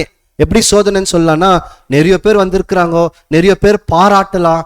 அந்த பாராட்டுக்கெல்லாம் தப்பி போறதுக்கு இவர் தன்னை ஆயத்தம் பண்ணி கொண்ட ஒரு விதம் எதுனா ஜெபம். அப்ப சோதனைக்கு முன்பதாக எதுதான் இவரை கிறிஸ்துவை பக்குவம் படுத்தி வழி நடத்துதுன்னா ஜெபம். இதனாலதான் கெத்செமனே தோட்டத்தில் அவங்களுக்கும் சொல்றாரு, நான் ஜெயிச்சிருக்கிற, எனக்கு ஜெயிக்கிறதுக்கு பக்க பலமாகவும் பக்க துணையாகவும் இருந்தது பிதாவுக்கிட்ட இருந்த ஐக்கியம். அந்த ஐக்கியம் நான் செய்த ஜெபம். அப்ப நீங்களும் ஜெயிக்கணும்னா நீங்க எதைதான் செய்யணும்ன்றாருன்னா ஜெபத்தை தான் செய்யணும். அப்ப ஜெபம் செய்யும் போது என்ன தெரிய வரும்னா, பிதாவுடைய திட்டம் இந்த நேரத்தில் எனக்கு என்னவா இருக்கு, நான் என்ன செய்யட்டோம். அந்த ஜெபத்தோடைய அவுட்கம்னா அந்த ஜெபத்தோடைய வெளிப்பாடு என்னவா வந்தது அவருக்கு, அங்க இருக்காது. என்ன பண்ணு, வேற இடத்துக்கு போ. வாசிக்கலாம் மீண்டும் 39 வசனம். கலிலேயா நாடெங்கும் அவர்களுடைய ஜெப ஆலயங்களில் அவர் பிரசங்கம் பண்ணி கொண்டும் பிசாசுகளை துரத்தி கொண்டும் இருந்தார். இப்போ அவர் வேற பக்கம் போயிட்டார். அப்ப ஜெபம் பண்ணனால அவருக்கு ஒரு டைரக்ஷன், ஒரு வழி கிடைச்சிச்சு. ஓ, இந்த வழியில தான் நான் என்ன பண்ணோம், இப்ப நான் போகணும், இங்க இருக்கக்கூடாது, இங்க நிறைய பேர் என்ன விரும்பினாலும் இப்போ பிதாவுடைய சித்தம் இது இல்லை, வேற இடத்துக்கு போனோம். அப்ப நாம கூட நம்ம வாழ்க்கையில நிறைய முடிவுகள் எடுக்கிறதுக்கு முன்னாடி என்னதான் செய்யணும், வெறும் முடிவுகள் மட்டும் இல்லைங்கோ, ஒவ்வொரு சின்ன விஷயத்திலையும் நான் இதை செய்ய போற, உம்முடைய சித்தம் என்ன, இது நான் பண்ணலாமா வேண்டாவான். இந்த ஜெபத்தை யார் தன் வாழ்க்கையில அனுதினமும் எல்லா நேரத்திலும் எல்லா சூழ்நிலைகளும் செய்ய பழக்கமாயிடுறாங்களோ அவங்களுக்கு என்ன தெரிய வரும்னா, பிதாவுடைய சித்தம் என்னுடைய வாழ்க்கையில என்னவா இருக்குன்னு. அப்பதான் அவங்களுக்கு வரப்போற ஒரு ஆபத்தை ஜெயிக்க முடியும். ஏன்னா கிறிஸ்துக்கு இருந்த ஆபத்துனா ஒரு பெரிய ஜெயம் மாதிரி, அவ்வளோ பேர் கூட்டம் வந்தாயிடுச்சு, அவருடைய ஊழியம் கூட என்ன இருக்கு, பெருகின்னு இருக்கு. ஆனா இது எல்லாத்தையுமே அவர் ஜெயிச்சு போறதுக்கு அவருக்கு பக்க துணையா இருந்தது கிறிஸ்து செய்த ஜெபம். புரிஞ்சுச்சுங்களா? போதுமா? முடிச்சுக்கலாமா? இல்லை, இன்னும் இருக்குங்க. இன்னும் ஒரு 4 விதமான ஜெபத்தை மட்டும் தான் நம்ம பார்க்க போறோம். 2 பார்த்துட்டோம். ஏன்னா எங்க போனாலும் கிறிஸ்து என்ன பண்றாருன்னா ஜெபத்தை பண்ணுவார். ஒரு மிக முக்கியமான தருணம் வந்தது இயேசு கிறிஸ்துக்கு. அவருடைய வாழ்க்கையில அவர் செய்ய வேண்டிய ஒரு பெரிய மாற்றுதல். முதல் எங்க இயேசு கிறிஸ்து முழு இரவு ஜெபம் பண்ணார். அவருடைய நம்ம என்ன பார்த்தோம்னா, கிறிஸ்து பண்ண முதல் ஜெபம் எங்க, ஞானஸ்தானம். கிறிஸ்து பண்ண முதல் ஜெபத்தின் வார்த்தைகள் எங்க பதிவாயிருக்கு, அவர் கொடுக்கிற நன்றி பிதாவே உமக்கு நான் ஸ்தோத்திரம் பண்ணுகிறேன், நன்றி. கிறிஸ்து பண்ண முதல் இரவு முழுவதும் ஜெபம் பண்ணார். என்ன நடக்குதுன்னு பார்த்தீங்கன்னா, இயேசு கிறிஸ்துவோடைய ஊழியம் ரொம்ப பெருகினே போகுது. கிறிஸ்துவோட ஊழியம் பெருகினே போகுது. ஒரு பக்கம் இன்னும் என்ன நடந்து இருக்குதுன்னா, அவருக்கு எதிர்ப்புகளும் அதிகரிச்சுன்னு இருக்கு. ஒரு பக்கம் ஊழியமும் வளருது, இன்னொரு பக்கம் எதிராளிகளும் வளர்ந்துட்டாங்க. அப்போ அவருக்கு ஒரு விதமான நெருக்கடி நிறைய நேரத்தில் இருக்கு. ஏன்னா கிறிஸ்துவ அடிக்கடி ஏன் சோதிச்சுன்னே இருந்தாங்கன்னா, அவர்கிட்ட ஏதாவது ஒரு கேள்வியை கேட்டு அவர் நியாயப்பிரமாணத்துக்கு சாதகமாக பதில் சொல்லணும், அவர் என்ன பண்ணலாம், நியாயம் தீர்த்துடலான்னு. உதாரணத்துக்கு ஜெக்கேயு உங்களுக்கு தெரியும், இதெல்லாம் நம்ம போன வருஷம் படித்தோம். அவர் மரத்திலிருந்து கீழே இறங்கி வந்த பின்பு அங்க இருந்த மக்கள் என்ன சொன்னாங்கன்னு பார்த்தீங்கன்னா, இந்த மனுஷன் எப்பேற்பட்ட மனுஷன்னு இவர் தெரிஞ்சிருந்தா இவர் தன்னுடைய வீட்டுக்கு போக மாட்டாருன்னு. எந்த வசனத்தின் அடிப்படையில் சொன்னாங்க? அதை எந்த வசனத்தின் அடிப்படை? 1ஆம் சங்கீதம் 1ஆம் வசனம் எடுத்து வாசிங்க நீங்க. துன்மார்க்கருடைய ஆலோசனை நடவாமலும் பாவிகளுடைய வழியில் நில்லாமலும். அப்ப இவர் துன்மார்க்கனுடைய ஆலோசனையில் நடவாமலும், ஏன்னா அவர் ஜெக்கேயு எப்படிதான் கருதுனாங்க, துன்மார்க்கன், பாவிகளில் வழியில் நில்லாமலும். வழிகளில் இவர் நிக்க கூடாது. ஆனா யார்கிட்ட தான் இப்ப நின்று இருக்கிறாரு? பாவியோட வழியில நின்று இருக்கிறாரு. பரியாசக்காரர் உட்காரும் இடத்தில் உட்காராமலும். பரியாசக்காரர்கள் கூடவே போய் உட்கார்றார். அது மட்டும் இல்ல, வன்கண்ணனுடைய ஆகாரத்தை புசிக்காத நீதிமொழிகளை சொல்வார். அப்போ இவர் யாருடைய ஆகாரத்தை புசிக்க போயின்னு இருக்கிறார்னா, வன்கண்ணன்னா எனக்கு தான் எல்லாமே வேணும்னு அப்படிதான் ஜெக்கேயு இருந்தார். இதை தான் அடிப்படையா வச்சு என்ன பண்ணியிருக்காங்கன்னா, அங்க ஜெக்கேயு கிட்ட கிறிஸ்து வீட்டுக்கு போகும்போது இதோடைய பின்னணியில தான் வச்சு பேசுவாங்க நிறைய நேரத்துல. அப்ப இயேசு கிறிஸ்து எப்படியாவது பிடிக்கணும்னு சொல்லி ஒரு பக்கம் இவருடைய ஊழியமும் வளர்ந்துன்னு இருக்கு, இன்னொரு பக்கம் கிறிஸ்துவை பிடிக்கணும்னு வளர்ந்துன்னு இருக்கு. இப்ப இயேசு கிறிஸ்துவோடைய வாழ்க்கையில ஒரு மிக முக்கியமான முடிவு எடுக்கணும். என்ன முடிவுனா, தனக்கு பின்பதாக இந்த ஊழியத்தை கிறிஸ்து சார்பாக இந்த உலகம் எங்கும் போய் பிரசங்கம் பண்ணக்கூடிய அப்போஸ்தலர்களை தேர்ந்தெடுக்கணும். நிறைய சீசர்கள் வந்துட்டாங்க, நிறைய சீசர்கள் இப்ப பின்னாடி இருக்கிறாங்க. அந்த சீசர்கள் மத்தியிலிருந்து சில அப்போஸ்தலர்களை தேர்ந்தெடுக்கணும், ஒரு பெரிய வேலை. அப்போ நெருக்கடி அதிகமாகும் போது கிறிஸ்து என்ன பண்ணாருன்னா, அதிகமான நேரத்தை ஜெபிச்சார். புரிஞ்சுக்கோங்க, அதிகமான நெருக்கடினா அதிகமான நேரத்தை ஜெபத்துக்கு கொடுத்துட்டார். கொடுத்து அடுத்த நாள் முடிவெடுத்தார். என்ன முடிவுனா, இந்த வேலையை செய்ய போகிற அப்போஸ்தலர்கள் யாருன்னு. அப்போ ஒரு மிகப்பெரிய முடிவு எடுக்கிறதுக்கு முன்னாடி கிறிஸ்து யாரோட தனித்திருந்தாருன்னா, பிதாவோட தனித்திருந்தார். வசனத்தை நம்ம வாசிக்கலாம் அப்படியே. லூக்கா 6ஆம் அதிகாரம் 11ஆம் வசனம் முதல். அவர்களோ மூர்க்க வெறிகொண்டு இயேசுவை என்ன செய்யலாம் என்று ஒருவரோடு ஒருவர் ஆலோசித்தார்கள். அந்நாட்களில் அவர் ஜெபம் பண்ணும்படி ஒரு மலையின் மேல் ஏறி ராம் முழுவதும் தேவனை நோக்கி ஜெபம் பண்ணிக் கொண்டிருந்தார். எவ்வளவு நேரம்? ராவ் முழுவதும் தேவனை நோக்கி ஜெபம் பண்ணாரா? 13ஆம் வசனம். பொழுது விடிந்த போது அவர் தம்முடைய சீசர்களை வரவழைத்து அவர்களில் 12 பேரை தெரிந்தெடுத்து அவர்களுக்கு அப்போஸ்தலர் என்று பெயரிட்டார். இப்ப பொழுது விடிஞ்ச பின்பு சீசர்களை வர வைக்கிறார். இப்போ யாரை தேர்ந்தெடுக்கிறாரு? அப்போஸ்தலர்கள். நிறைய நேரத்துல நம்ம என்ன பண்ணுவோம்னா, நம்ம வாழ்க்கையில ஒரு முடிவு எடுத்துருவோம், அப்புறமா ஜெபம் பண்ணுவோம். தேவனே இப்படி ஆயிடுச்சு, தப்பாயிடுச்சுன்ட்டு பண்ணியிருக்கிறோமா? ஆனா கிறிஸ்து என்ன பண்றாருன்னு பாத்தீங்கன்னா, முடிவு எடுக்கிறதுக்கு முன்பதாக ஜெபம் பண்ணார். முடிவு தப்பா கூடாது. ஒருவேளை ஜெபம் பண்ணாம நம்ம முடிவு எடுத்துட்டோம்னா அது தப்பா மாறிடுது. முடிவு எடுத்த பின்னாடி போய் அழுவோம், இந்த மாதிரி ஆயிடுச்சு, எனக்கு எப்படியாவது கொஞ்சம் காப்பாத்துங்கோ, இதுல இருந்து விடுதலை கொடுங்கன்னு. ஆனா என்ன பண்ணி இல்லைன்னா, முடிவு எடுக்கிறதுக்கு முன்னாடி ஜெபம் பண்ணணும். அப்ப கிறிஸ்து கூட இது கத்துக்கலாம். அவரு ஒரு பெரிய முடிவு எடுக்கிறாருனாலும் சரி, சின்ன முடிவு எடுக்கிறாருனாலும் சரி, முதல் என்னதான் பண்றாரு? முதல் ஜெபத்தை பண்றார். சீசர்களை போய் தோற்றத்தை பார்த்து அவர் தேர்ந்தெடுக்கல, நீ ரொம்ப பலசாலி தேர்ந்தெடுக்கல, நீ ரொம்ப படிப்பறிவு தேர்ந்தெடுக்கல. எந்த பேஸ்ல, அதாவது எதை வச்சு தேர்ந்தெடுத்தார்னா, பிதா யாரை தேர்ந்தெடுன்னு சொன்னாரோ அதை தேர்ந்தெடுத்தார். ஆனா அவர் தேர்ந்தெடுத்த அந்த கூட்டத்தை நல்லா யோசிச்சு பாருங்க. நிறைய நேரத்துல நம்ம என்ன நினைக்கிறோம்னா, நம்ம ஜெபம் பண்ணா நம்மளுக்கு நல்லது தான் நடக்கும்னு. இல்ல, நம்ம ஜெபம் பண்ணா என்ன புரிஞ்சுக்கணும்னா, பிதாவோடைய சித்தம் என்னவோ அதுதான் என்னுடைய சித்தம் ஆயிடும். அதுதான் ஜெபத்தோடைய மிக முக்கியமான குறிக்கோள். நம்ம ஜெபம் பண்ணா நம்மளுக்கு நல்லது நடக்குதுன்னு மட்டும் தப்பு கணக்கு போட்டுடவே கூடாது. ஏன்னா அந்த ஜெபத்தின் வாயிலாகத்தான் யூதாசும் தேர்ந்தெடுக்கப்பட்டார். புரிஞ்சுச்சா? அப்போ கிறிஸ்துக்கு தெரியும் பின்னாடி யூதாஸ் காட்டி கொடுக்க போறேன்னு பின்னாடி தெரியும்.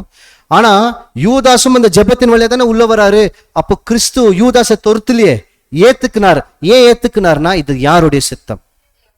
அப்ப நம்ம ஜெபம் பண்ணா நம்ம தப்பிச்சு போயிடுவோமா, அல்லது நம்ம ஏதோ ஒரு ஆபத்து வருதுன்னு தெரிஞ்சு அந்த ஆபத்தை நம்ம ஏத்துக்குவோமா? ஏத்துக்குவோங்க. அதுதான் ஜெபம், உண்மையான ஜெபம். நிறைய நேரத்துல நம்ம என்ன நினைக்கிறோம்னா, ஜெபம் பண்ணா இதை நம்மளை விட்டு போயிடும்னு. போவாது, வரோம். ஜெபம் பண்ணும் போது இதுதான் சித்தம்னு புரிஞ்சுக்குவோம். ஆனா அதை மேற்கொள்வதற்கு பலன் கிடைக்கும். இதான் வித்தியாசம். இன்னைக்கு உலகத்துல அநேக பேர் ஜெபம் பண்றாங்க. ஜெபம் பண்றதுக்கான நோக்கம் என்னன்னா, வரப்போற ஆபத்து என்னை விட்டு போயிடும், அந்த கண் பார்வையில ஜெபம் இல்ல. ஜெபம் பண்ணும் போது அந்த ஆபத்து என்னன்னு தெரிஞ்சுக்கலாம், புரிஞ்சுக்கலாம். அதை மேற்கொள்வதற்கு தேவையான பலத்தை தேவனிடத்திலிருந்து பெற்றுக்கொள்ளலாம். அப்போ கீழ்ப்படிதலையும் கிறிஸ்து என்ன பண்றாருன்னு பாத்தீங்கன்னா, ஜெபத்தினால இதுதான் பிதாவுடைய சித்தம், நான் இந்த வழியில தான் என்ன பண்ணோம், நடுக்கணும். சீசர்கள் தனக்கு பின்பதாக ஊழியத்தை பண்ண போறாங்கோ, ஒரு பெரிய வேலை இருக்கு, அந்த வேலையை நான் தேர்ந்தெடுக்கிறதுக்கு முன்னாடி கிறிஸ்து தன்னை எதுல ஒப்பு கொடுத்தார்னா ஜெபத்துல தான் ஒப்பு கொடுத்தார். ஒரு நாள் என்ன நடக்குதுன்னா, இயேசு கிறிஸ்து தண்ணி மேல உட்காந்து ஜெபம் பண்ணின்னு இருக்கிறார்.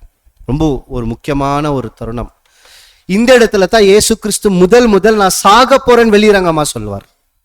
புரிஞ்சுச்சுங்களா? முதல் கிறிஸ்து இந்த இடத்துல தான் நான் சாக போற, காட்டி கொடுக்கப்பட போறேன்னு சொல்லி வெளிரங்கமா சீசர்கள்ட்ட பேசுவார். அதுக்கு முன்னாடி ஹிண்ட் கொடுத்துன்னு வருவாரு, ஆனா வார்த்தையின் வழியா இங்கதான் சொல்வார். அப்போ ஒரு நாள் தனியா ஒரு ஜெபம் பண்ணும் போது சீசர்கள் எல்லாருமே இயேசு கிறிஸ்துவ தேடின்னு வராங்க. தேடின்னு வந்த உடனே கிறிஸ்து ஜெபம் பண்ணின்னு இருக்கிறாரு. இப்போ இவங்க வந்த உடனே ஜெபம் பண்ணி முடிச்சுட்டு இவங்களை பார்த்து ஒரு கேள்வி கேட்க தொடங்குறாரு.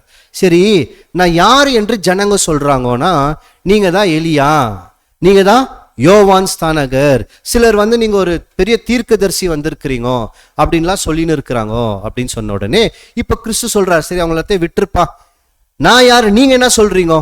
அப்பதான் பேதுரு எந்திரிச்சு என்ன சொல்றாரு, நீங்க தான் தேவனுடைய கிறிஸ்து, நீங்க தான் அந்த மேசியா, ஜீவனுள்ள தேவனுடைய மேசியா கிறிஸ்து நீங்க தான் சொன்ன உடனே அப்ப கிறிஸ்து என்ன கொடுக்கிறாருன்னா, இது மாம்சமும் ரத்தமும் உனக்கு வெளிப்படுத்தவில்லை, பரலோகத்துல இருக்கிற என் பிதா தான் உனக்கு வெளிப்படுத்தினாருன்னு சொல்லி முடிச்சுட்டு அடுத்து என்ன சொல்வார்னா, இவர் எப்படி சாக போறாருன்னு சொல்ல தொடங்கிடுவார். புரியுதுங்களா? அதாவது இவர் ஜெபம் பண்றாரு, சீசர்கள் வந்த உடனே சீசர்கள் வாயிலேயே கேட்டுட்டார் தான் யாருன்ட்டு. அவங்க சொல்லி முடிச்சுட்டு மேல இந்த மேசியா, அதாவது நான் கிறிஸ்து எப்படி சாக போறேன்னு சொல்லிட்டார். என்னை காட்டி கொடுக்குவாங்கோ, காட்டி கொடுத்து நான் சிலுவையில் அறிய போறேன்னு சொல்லி ஒவ்வொன்னா சொல்ல தொடங்குவார். வசனத்தை வாசிக்கலாம். ஒண்ணு லூக்கா 9:18. பின்பு அவர் தமது சீசரோடே கூட தனித்து ஜெபம் பண்ணி கொண்டிருக்கையில் அவர்களை நோக்கி, ஜனங்கள் என்னை யார் என்று சொல்லுகிறார்கள் என்று கேட்டார். இப்ப பேதுருவுக்கு பதில் கொடுத்துறார். கொடுத்துட்ட பின்பு கிறிஸ்து என்ன சொல்றாரு? 22. மேலும் மனுஷகுமாரன் பல பாடுகள் படவும் மூப்பராலும் பிரதான ஆசாரியராலும் வேத பாரகராலும் ஆகாதவன் என்று தள்ளப்படவும் கொல்லப்படவும் 3ஆம் நாளில் உயிர் தெழுந்திருக்கவும் வேண்டும் என்று சொன்னார். முழு விஷயத்தை சொல்லிட்டார். இத சொல்றதுக்கு முன்னாடி என்ன பண்ணாரு? ஜெபம் பண்ணாருங்க. அதாவது நான் சாக போறேன்னு வெளிரங்கமா முதல் சொல்லல, சொல்றதுக்கு முன்னாடி ஜெபம் பண்ணியிருக்கிறார். அப்பனா பிதா என்ன பண்ணியிருக்குவாரு? சொல்றதுக்கான அனுமதி கொடுத்திருக்கிறார், இப்ப நீ சொல்லான்ட்டு. ஆனா சொல்றதுக்கு முன்னாடி கிறிஸ்து என்ன பண்றாருன்னா, முதல் நான் யாரு நீங்க சொல்லுங்க. அப்போ இவருடைய ஜெபத்தோடைய வெளிப்பாடு என்ன பாருங்களேன். பேதுருக்கு பிதா மேலத்திலிருந்து வெளிப்படுத்துறார், இவர் தாப்பா நான் அனுப்புன கிறிஸ்துவன். இப்போ கிறிஸ்து என்ன பண்றாருன்னா இவங்களுக்கு வெளிப்படுத்தி காமிக்கிறார். என்ன ஒரு பெரிய மேசியான்னு நினைக்கிறீங்க நீங்க, ராஜாவாக வருவேன்னு இல்ல. முதல் நான் என்ன ஆகணும்? நான் காட்டி கொடுக்கப்படணும், நான் சாகணும், 3ஆம் நாள் உயிர் தெளிந்து வரணும்ட்டு ஒரு பெரிய விஷயத்த அவங்க முன்னாடி போட்டு ஒடிக்கிறாரு. ஆனா சொல்றதுக்கு முன்னாடி தன்னை எதுக்கு ஒப்பு கொடுத்தாருன்னா ஜெபத்துக்கு ஒப்பு கொடுத்தார். சீசர்கள் வாயிலிருந்து கிறிஸ்து யாருனோ வந்துருச்சு, வர்றதுக்கு காரணம் அவருடைய ஜெபம். கிறிஸ்துவும் என்ன பண்றாருன்னா இவர் சாக போறாருன்ட்டு அவங்களுக்கு சொல்றார். அதுக்கு முன்னாடி கிறிஸ்து செய்தது என்னன்னா ஜெபம். புரியுதா? அவருடைய வாழ்க்கையில இதை சீசர்கள் ரொம்ப உத்து கவனிச்சுனே இருந்தாங்க. இன்னும் இவருடைய ஜெபம் ரொம்ப வித்தியாசமா இருக்கே. ஒரு நாள் கிறிஸ்து ஜெபம் பண்ணின்னு இருக்கிறார். சீசர்கள் போறாங்க, போய் நின்று பாக்குறாங்க. பார்த்தா கிறிஸ்து ஜெபம் பண்ணின்னு இருக்கிறார். அவர் ஜெபம் பண்ற வரைக்கும் விட்டுட்டாங்க. விட்டுட்டு மேல கிறிஸ்து கிட்ட தனியா கேட்கிறாங்க, ஆண்டவரே நீங்க ஜெபம் எப்படி பண்றீங்க, எனக்கு கொஞ்சம் சொல்லி கொடுங்கன்றாங்க. இவ்வளோ நாள் விட்டாங்களாம். ஏன்னா இவங்கெல்லாம் யூதர்கள், இவங்களுக்கு ஜெபம் பண்ண தெரியாதுன்னு இல்லை, எப்போ பண்ணணும், எப்படி பண்ணணும், யாருக்கிட்ட பண்ணணும் எல்லாம் நல்லா தெரியும். ஏன்னா காலமா என்ன பண்ணின்னு இருக்கிறாங்க, ஜெபம் பண்ணின்னு தான் இருக்கிறாங்க. ஆனா ஒரு விஷயத்த மட்டும் கவனிக்கிறாங்க, நம்முடைய ஜெபத்துக்கும் கிறிஸ்துவோட ஜெபத்துக்கும் வித்தியாசம் இருக்கு. அவர் எப்போ எது பண்ற மாதிரி இருந்தாலும் போய் ஜெபம் பண்றாரு. யோவான் கத்து கொடுத்தாரு, யோவான் ஸ்தானகர் அவங்க சீசர்களுக்கிட்ட.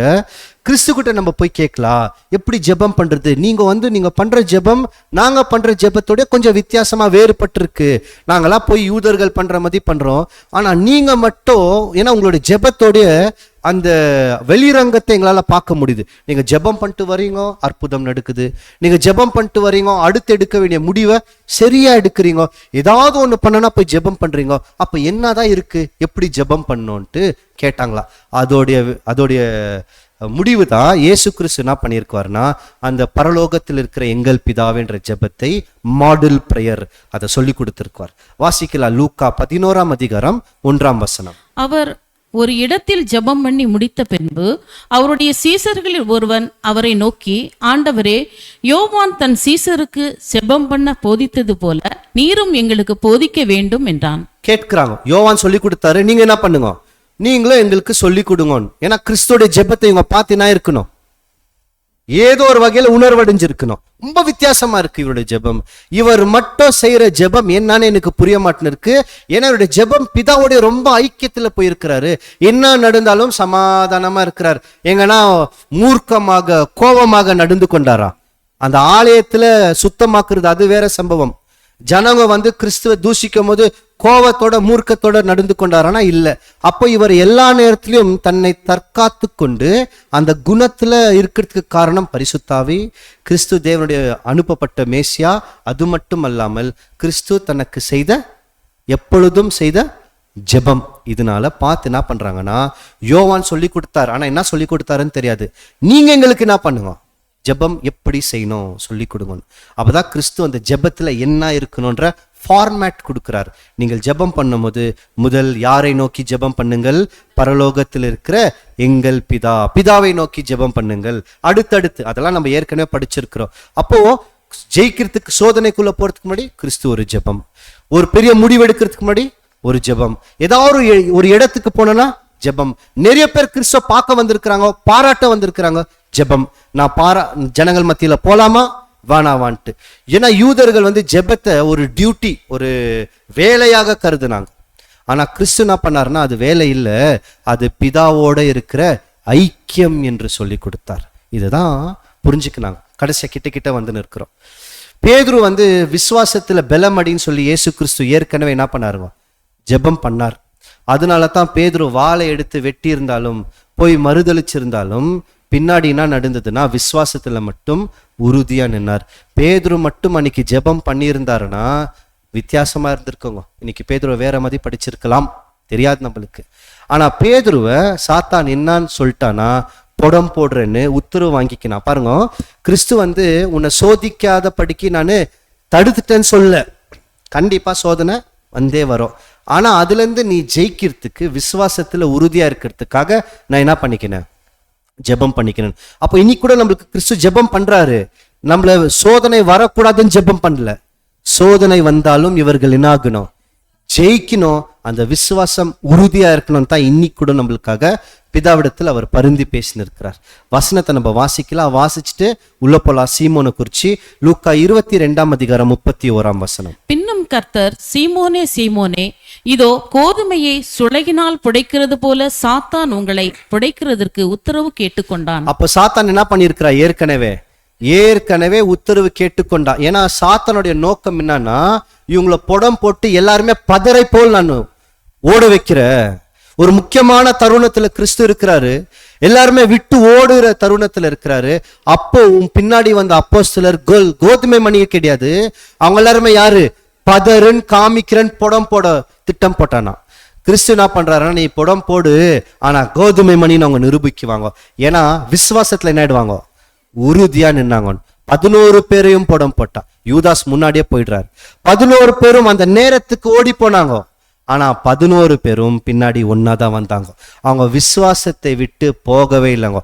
அதுக்கு மிக முக்கியமான காரணம் என்ன, கிறிஸ்து பண்ண ஜெபம். ஜெபத்தோடைய ஆழம் புரியுதுங்களா? ரொம்ப ரொம்ப முக்கியமான ஒரு விஷயம். இயேசு கிறிஸ்து எந்த முடிவெடுக்கிற மாதிரி இருந்தாலும் அதுக்கு முன்னாடி என்ன பண்ணுவார்னா, ஜெபத்துல பிதாவை நோக்கி கேட்குவார். இது நான் செய்யற உம்முடைய சித்தம் என்ன, என்னை குறித்து இப்படி பேசி இருக்கிறாங்க உம்முடைய சித்தம் என்ன, என்னை அடிக்கிறாங்க உம்முடைய சித்தம் என்ன, என்னை துப்புறாங்க உம்முடைய சித்தம் என்ன, என்னை கேலி கிண்டல் பண்றாங்க உம்முடைய சித்தம் என்ன, என்னை பரியாசம் பண்றாங்க, என்னை துரோகம் பண்றாங்க, என்னை மறுதளிக்கிறாங்க, என்னை விட்டு ஓடுறாங்க, என்னுடைய குடும்பத்தாரே என்னை பார்த்து பைத்தியக்காரன் மதுபான பிரியன்னு சொல்றாங்க, உம்முடைய சித்தம் என்ன. அப்படி கேட்ட தொட்டு தாங்க ஒவ்வொரு தடவையும் இயேசு கிறிஸ்துக்கு வந்த சோதனையிலேருந்து அவர் ஜெயிக்க முடிஞ்சது. நம்மளால ஏன் சோதனையை ஜெயிக்க முடியலன்னா, ஒரு தடவை கேட்கிறோம், பல தடவை கேட்கவே மாட்டேன்னு இருக்கிறோம். எல்லா தடவையும் மாம்சத்துடைய உணர்ச்சிக்கு நம்மளை ஒப்பு கொடுத்துடுறோம். பிதாவுடைய சித்தத்துக்கு மட்டும் இந்த மாம்சம் ஒப்பு கொடுக்கவே மாட்டேன்னு இருக்கு. அதனால தான் மற்றவர்கள் மேல் கசப்பும் மூர்க்கமும் அடிக்கடி மனசுல நம்மளுக்கு உட்காரத்துக்கான காரணமே இதுதான். யாராவது எதுனா பண்ணிட்டா வருஷக்கணக்கில் மனசுல வச்சுக்கின்னு அதை பத்தியே பெனாத்தின்னு இருக்கும். ஏன்னா இது பிதாவுடைய சித்தம் இல்லை. இது யாருடைய சித்தம் உள்ள வருதுன்னு பார்த்தீங்கன்னா நம்மளுடைய சித்தம். அன்னைக்கு சீசர்களை புடம் போட்டான், இன்னைக்கு யாரை தான் புடம் போட்டுன்னு இருக்கிறான்? நம்மளை தான் புடம் போட்டுன்னு இருக்கிறான்.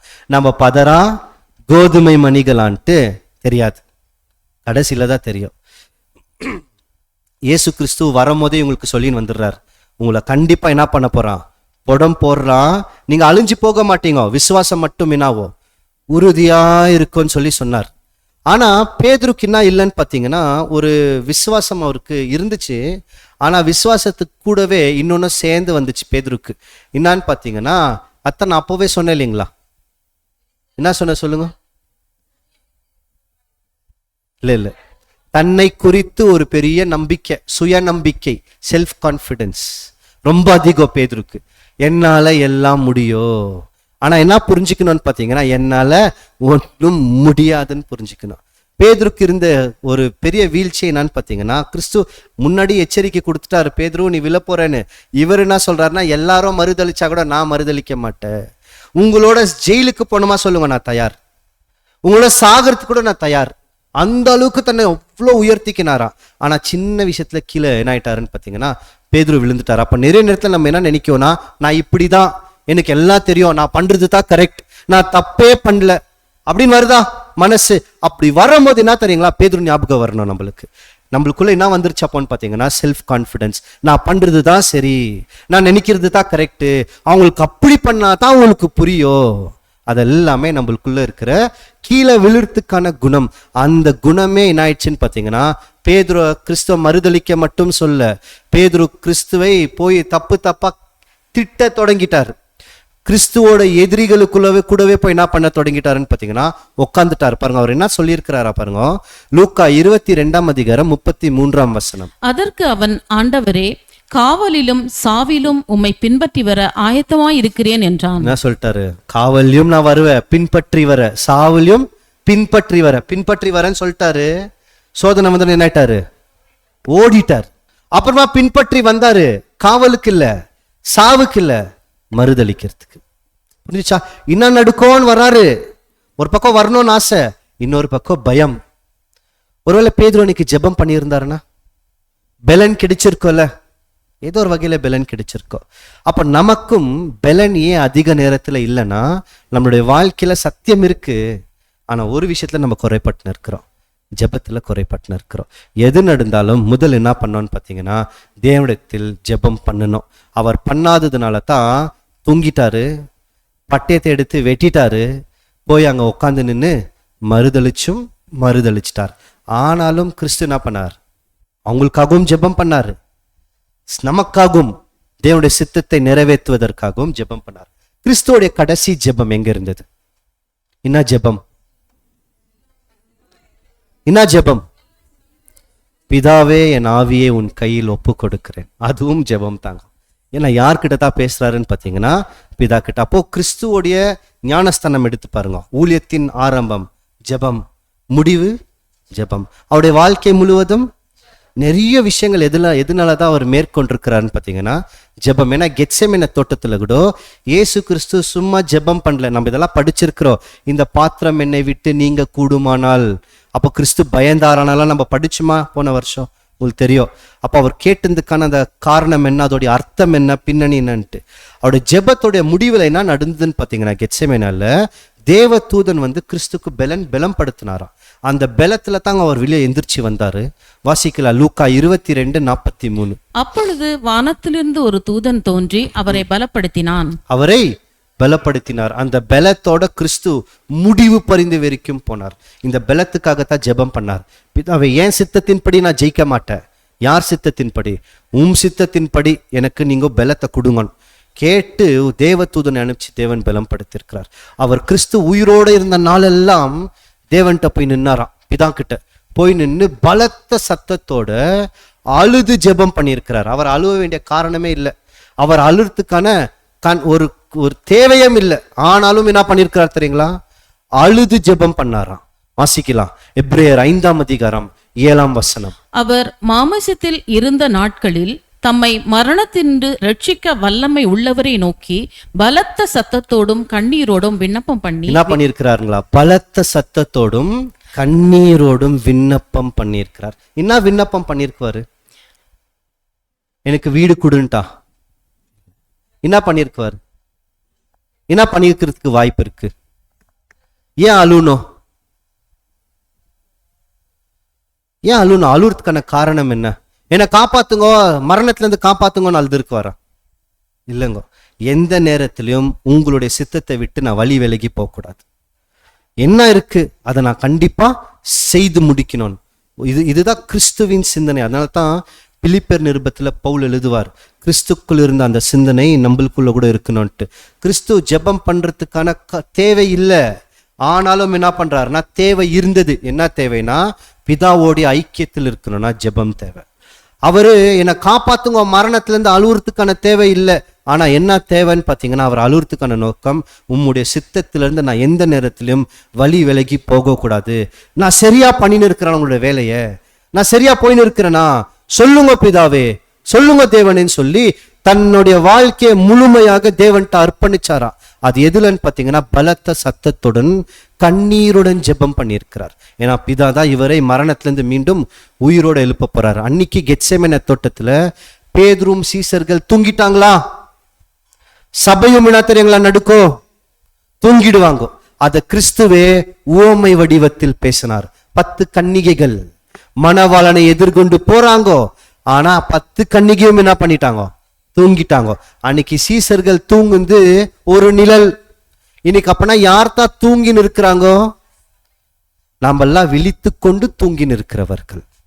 கண்கள் திறந்திருக்கு, மனதளவில் ஆழமான நித்திரைக்குள்ள போயிட்டு இருக்கிறோம், தூக்கத்துல இருக்கிறோம். தட்டுனா கூட எந்திரிக்கவே மாட்டிருக்கோம், இல்லை எந்திரிச்சிட்டு மீண்டும் மறுபடியும் தூங்கிடுறோம். எப்படி புரிஞ்சுக்கலாம்னா, விசுவாசம் இருக்கு, எந்திரிக்கிறோம், உடனடியாக ஒரு சோர்வு வந்த உடனே தூங்கிடுறோம். மனசு பாரமா சத்தியத்தில் தூங்கிடுறோம். நான் சொல்றது புரிஞ்சுக்கோங்க, மாம்சத்துல இல்ல. எதுல தெரியுங்களா தூங்கிறோம்? நம்ம ஆவியில தூங்கிடுறோம். அவங்களுக்கு ஆவி உற்சாகம், மாம்சம் பலவீனம். நம்மளுக்கு எப்படி தெரியுங்களா? ஆப்போசிட். மாம்சம் பலவீனம். ஒரு நைட்டு ஃபுல்லா உட்காந்து எல்லா கதையோ பேச சொன்னா இந்த மாம்சம் பேசும். ஆனா ஆவி பலவீனமா இருக்கு. மாம்சமோ உற்சாகம், ஆவியோ பலவீனம். இப்படி மாறிட்டோம் நம்ம. அவங்களுக்கு மாம்சம் பலவீனமா இருந்துச்சு பாவம். நம்மளுக்கு எல்லா பலன் தேவன் கொடுத்துருக்கிறாரு, ஒண்ணுமே இல்லை. ஆனா ஆவியில மட்டும் என்ன இல்லைன்னு பாத்தீங்கன்னா பலனே கிடையாது. அப்ப என்ன பண்ணோம்? விழித்திருந்து நாம் ஜெபம் பண்ணோம். அதனால தான் பேதுரு எழுதுறாரு, 1 பேதுரு 5:8. இந்த வசனத்துக்கான ஆழமான விஷயங்கள் பின்னாடி படிக்கிறோம். இன்னைக்குல வரோம், இன்னைக்கு கொஞ்சம் வாசிக்கலாம் மேலோட்டமா. தெளிந்த புத்தியுள்ளவர்களாய் இருங்கள், விழித்திருங்கள். ஏனெனில் உங்கள் எதிராளியாகிய பிசாசானவன் கெர்ச்சிக்கிற சிங்கம் போல் எவனை விழுங்கலாமோ என்று வகை தேடி சுற்றி திரிகிறான். ஏன் நம்மள விழித்திருக்கணுமா? ஏன் விழித்திருக்கணும்? ஏன்னா எவனை விழுங்கலாம் என்று நம்மளுடைய எதிராளியாகிய பிசாசு கர்ஜிக்கிற சிங்கத்தை போல் வகை தேடி நிற்கிறானா. என்ன தெரியுங்களா அர்த்தம்? நம்மளை பத்தி எல்லா தகவலும் சாத்தான்கிட்டையும் அவன் கெட்டு போன தூதர்கள்ட்ட இருக்குதுங்க. நம்மளை எங்க தொட்டா எங்க விழுவோம் நல்லா தெரியும். தெரியுமா? எவ்வளவு பேர் வீட்டுல டிவி இருக்கு. எந்த ரிமோட்ல என்ன பட்டன் நமக்குன்னா என்ன நடக்கும் தெரியுமா தெரியாதா? எதை தொட்டா ஆன் ஆகும் தெரியுமா? எதை தொட்டா வால்யூம் வரும் தெரியுமா? சாத்தானுக்கு நல்லா தெரியும். என்ன எங்க தொட்டா, யாரை வச்சு தொட்டா நான் சுத்துவேன் நல்லா தெரியும். கரெக்டா அவங்கள கூப்பிடுவான், அவங்கள வச்சு நம்மளை தொடுவான், ஒரு வார்த்தையை சொல்ல வைக்குவான், ஒரு குத்த வைக்குவான். நாம என்ன ஆயிடுவோம்? அவன் போடுற சுவிட்சுக்கு டான்ஸ் ஆடுவோம். அப்படிதாங்க நடக்குது. அவன் நம்மளை என்ன பண்ணோன்னு தோன்றானோ அதை கரெக்டா பண்ணுவான். நம்மளுக்கு எது பிடிக்கும் நல்லா தெரியும், தேவனுக்கு எது பிடிக்காதுன்னு நல்லா தெரியும். நம்மளை கண்ணு முன்னாடி எடுத்து நிக்க வச்சா போதும். இந்த இஸ்ரேல் மக்கள் இருந்தாங்க பாருங்க, தேவன்கிட்ட போவாதன்னு சொன்னா கேட்க மாட்டாங்க. ஒன்னு அவங்க கண் முன்னாடி காமிச்சா நீங்களே போனா கூட போக மாட்டாங்களா? எது இருக்கிறீங்களா? இஸ்ரேல் மக்களை தேவன்கிட்ட போவாதன்னு சொன்னா போயிடுவாங்க. ஆனா அவங்க கண்ணு முன்னாடி ஒன்ன எடுத்துட்டு வந்து காமிச்சிட்டா போன்னு சொன்னா கூட போக மாட்டாங்க, அங்கேயே இருக்குவாங்க. கண்ணுக்குட்டி. அதான் செஞ்சான். கண்ணுக்குட்டியை மட்டும் அவங்க கண்ணில் காமிச்சிட்டா. எகிப்துல இருந்து கொண்டு வந்த தேவன் இதுதான் சொல்லிட்டான். யாருன்னா வந்து தேவன்கிட்ட போன்னு சொன்னா கூட போக மாட்டாங்க, கண்ணுக்குட்டியே பிடிச்சிக்குவாங்க. அப்ப அவனுக்கு நம்மளுடைய வீக்னஸ், நம்ம எங்க விழுறோன்னு நல்லா தெரியும். தேவன் ஏன் அனுமதி கொடுக்கிறாருன்னா அவனுக்கு தெரியுது. பாவம் யாருக்கு தான் தெரியல, வீக்னஸ் நமக்கு தான் தெரியல நம்ம எங்க விழுறோன்னு. அப்ப நிறைய நேரத்துல நம்மளுக்கு ஏன் அங்க விழுறதுக்கு அனுமதி கொடுக்கிறாருன்னா நம்ம தெரிஞ்சுக்கணும். ஓ, இந்த இடத்துல நான் பலவீனமா இருக்கிறேன், நான் விழுந்துட்டேன். தேவனே அடுத்த தடவை இதே சோதனை எனக்கு வரும்போது நான் விழாத படிக்கு விழித்திருந்து ஜெபம் பண்ணி ஜாக்கிரதையா இருக்கணும். நம்மளோட வீக்னஸை ஸ்ட்ரென்த்தா மாற்றணும். புரியுதா நான் சொல்றது? நம்மளுடைய பலவீனங்கள் பலமாக மாறணும். அதற்காகவே தேவன் நம் பலவீனமா இருக்கிற இடத்தில் அவர் அனுமதி கொடுக்கிறார். மீண்டும் மீண்டும் போய் அந்த பலவீனத்தில் சோதிக்கும் போது நாமளே புரிஞ்சுக்கலாம். ஓ, இந்த இடத்துல நான் எப்படி இருக்கிறேன்னா பலவீனமா இருக்கிறேன். அப்ப என்னவா ஆகணும்? அந்த இடத்துல பலன் ஆகணும். அடுத்த தடவை அதே மாதிரி சோதனை வரும், அதே மாதிரி வரும். அப்ப என்ன ஆயிடும்னு பார்த்தீங்கன்னா தெரிஞ்சுக்கணும். விழித்திருந்தா கண்டுபிடிக்கலாம். போன தடவை இதே மாதிரி தான் ஆச்சு, நான் இதை சொல்லி ஒரு பெரிய பிரச்சனையில மாட்டிக்கினேன். இந்த தடவை என்ன பண்ணலாம்? அமைதியா சிரிச்சுக்கினே இருக்கலாம். அப்போ வருங்க என்ன அவங்களா அமைதியா. புரியுதுங்களா? அப்போ இந்த மாதிரி விழிப்புள்ளவர்களா இருந்தா ஜெயிக்கலாம். இல்லைன்னா என்ன பண்ண முடியாதுன்னா ஜெயிக்க முடியாது. அதனால தான் நம்மளுக்கு லூக்கால கூட சொல்றாரு, வாசிக்கலாம். லூக்கா 21:34-36. உங்கள் இருதயங்கள் பெருந்திண்டியினாலும் வெறியினாலும் லௌலீக கவலைகளினாலும் பாரமடையாதபடிக்கும் நீங்கள் நினையாத நேரத்தில் அந்த நாள் உங்கள் மேல் வராதபடிக்கும் எச்சரிக்கையா இருங்கள். முதல் நம்ம எதுல பாரமாக கூடாது? சாப்பாடு இல்லைங்க, உலக நம்மளுடைய வாழ்க்கையோடைய கவலைகள். இங்கிலீஷ்ல போட்டிருக்கோம் பாருங்க, என்ன இருக்கோ? Worries of the life. என்னன்னா சொன்னாங்க பாருங்க சிஸ்டர், ஃபியூச்சர். அடுத்து நான் நடுக்கோ, இவ்வளோ ஒரு பெரிய பிரச்சனையில மாட்டின்னு இருக்கிறேன், அடுத்து நான் நடுக்கோம். இதோட வித்தியாசம் புரிஞ்சுக்கணும்னா பாருங்க, நம்ம மனசு துக்கமா இருக்கு, ஜெபம் பண்ணவே இல்லை, ஆனா விழித்துன்னு இருக்கிறோம் அப்படின்னு வச்சுக்கலாம். நான் சொல்றது கொஞ்சம் நல்லா கவனிங்க. விழித்துன்னு இருக்கிறோம், ஜெபம் பண்ணல. அப்பனா என்ன ஆகும்னு பார்த்தீங்கன்னா, ஐயோ பதட்டமாக்குது, என்ன நடுக்கும், நாளைக்கு என்ன நடுக்கும், அடுத்து நான் நடுக்கோன்னு இருக்கும். இன்னொரு பக்கம் ஜெபம் பண்ணிட்டோம், விழிக்கல. அப்போ என்னன்னு பார்த்தீங்கன்னா, எப்போ எதிராளி வராதுன்னு தெரியாது, தூங்கும் போது வந்து அடிச்சுட்டு போயிடுவான். அப்போ ரெண்டுமே இருக்கணும், ஜெபமும் பண்ணிடணும், விழித்துன்னு இருக்கணும். அப்படி இருந்தா மட்டும்தாங்க தப்பிக்க முடியும்.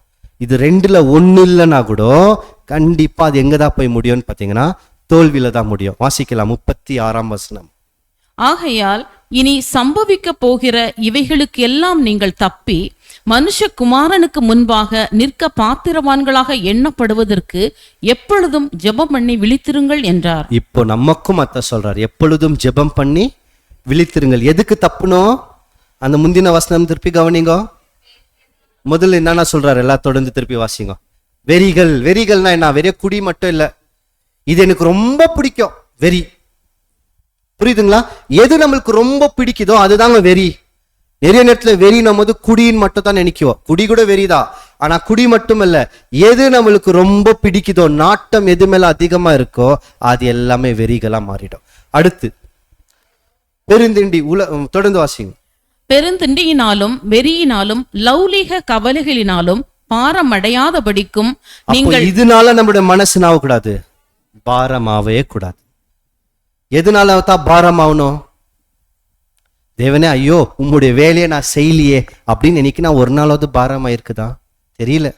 நம்மளே யோசிச்சு பார்த்துக்கலாம். இந்த நேரத்துல உம்முடைய சித்தத்தின் பிரகாரம் நான் இன்னைக்கு நடுக்கல, அதை யோசிச்சு யாருன்னா கவலைப்பட்டிருக்கிறோமா? இனி வரைக்கும் இன்னைக்கெல்லாம் நான் ஜெபம் பண்ணல, கவலைப்பட்டிருக்கிறோமா? இன்னைக்கெல்லாம் நான் தேவனுடைய வசனத்தை கேட்கல, கவலைப்பட்டிருக்கிறோமா? இன்னைக்கெல்லாம் நான் வேதத்தை படிக்கல, கவலைப்பட்டிருக்கிறோமா? தேவனே இன்னைக்கு முழுமையாக உமக்கு விரோதமா நான் வாழ்ந்துட்டேன், கவலைப்பட்டிருக்கிறோமா?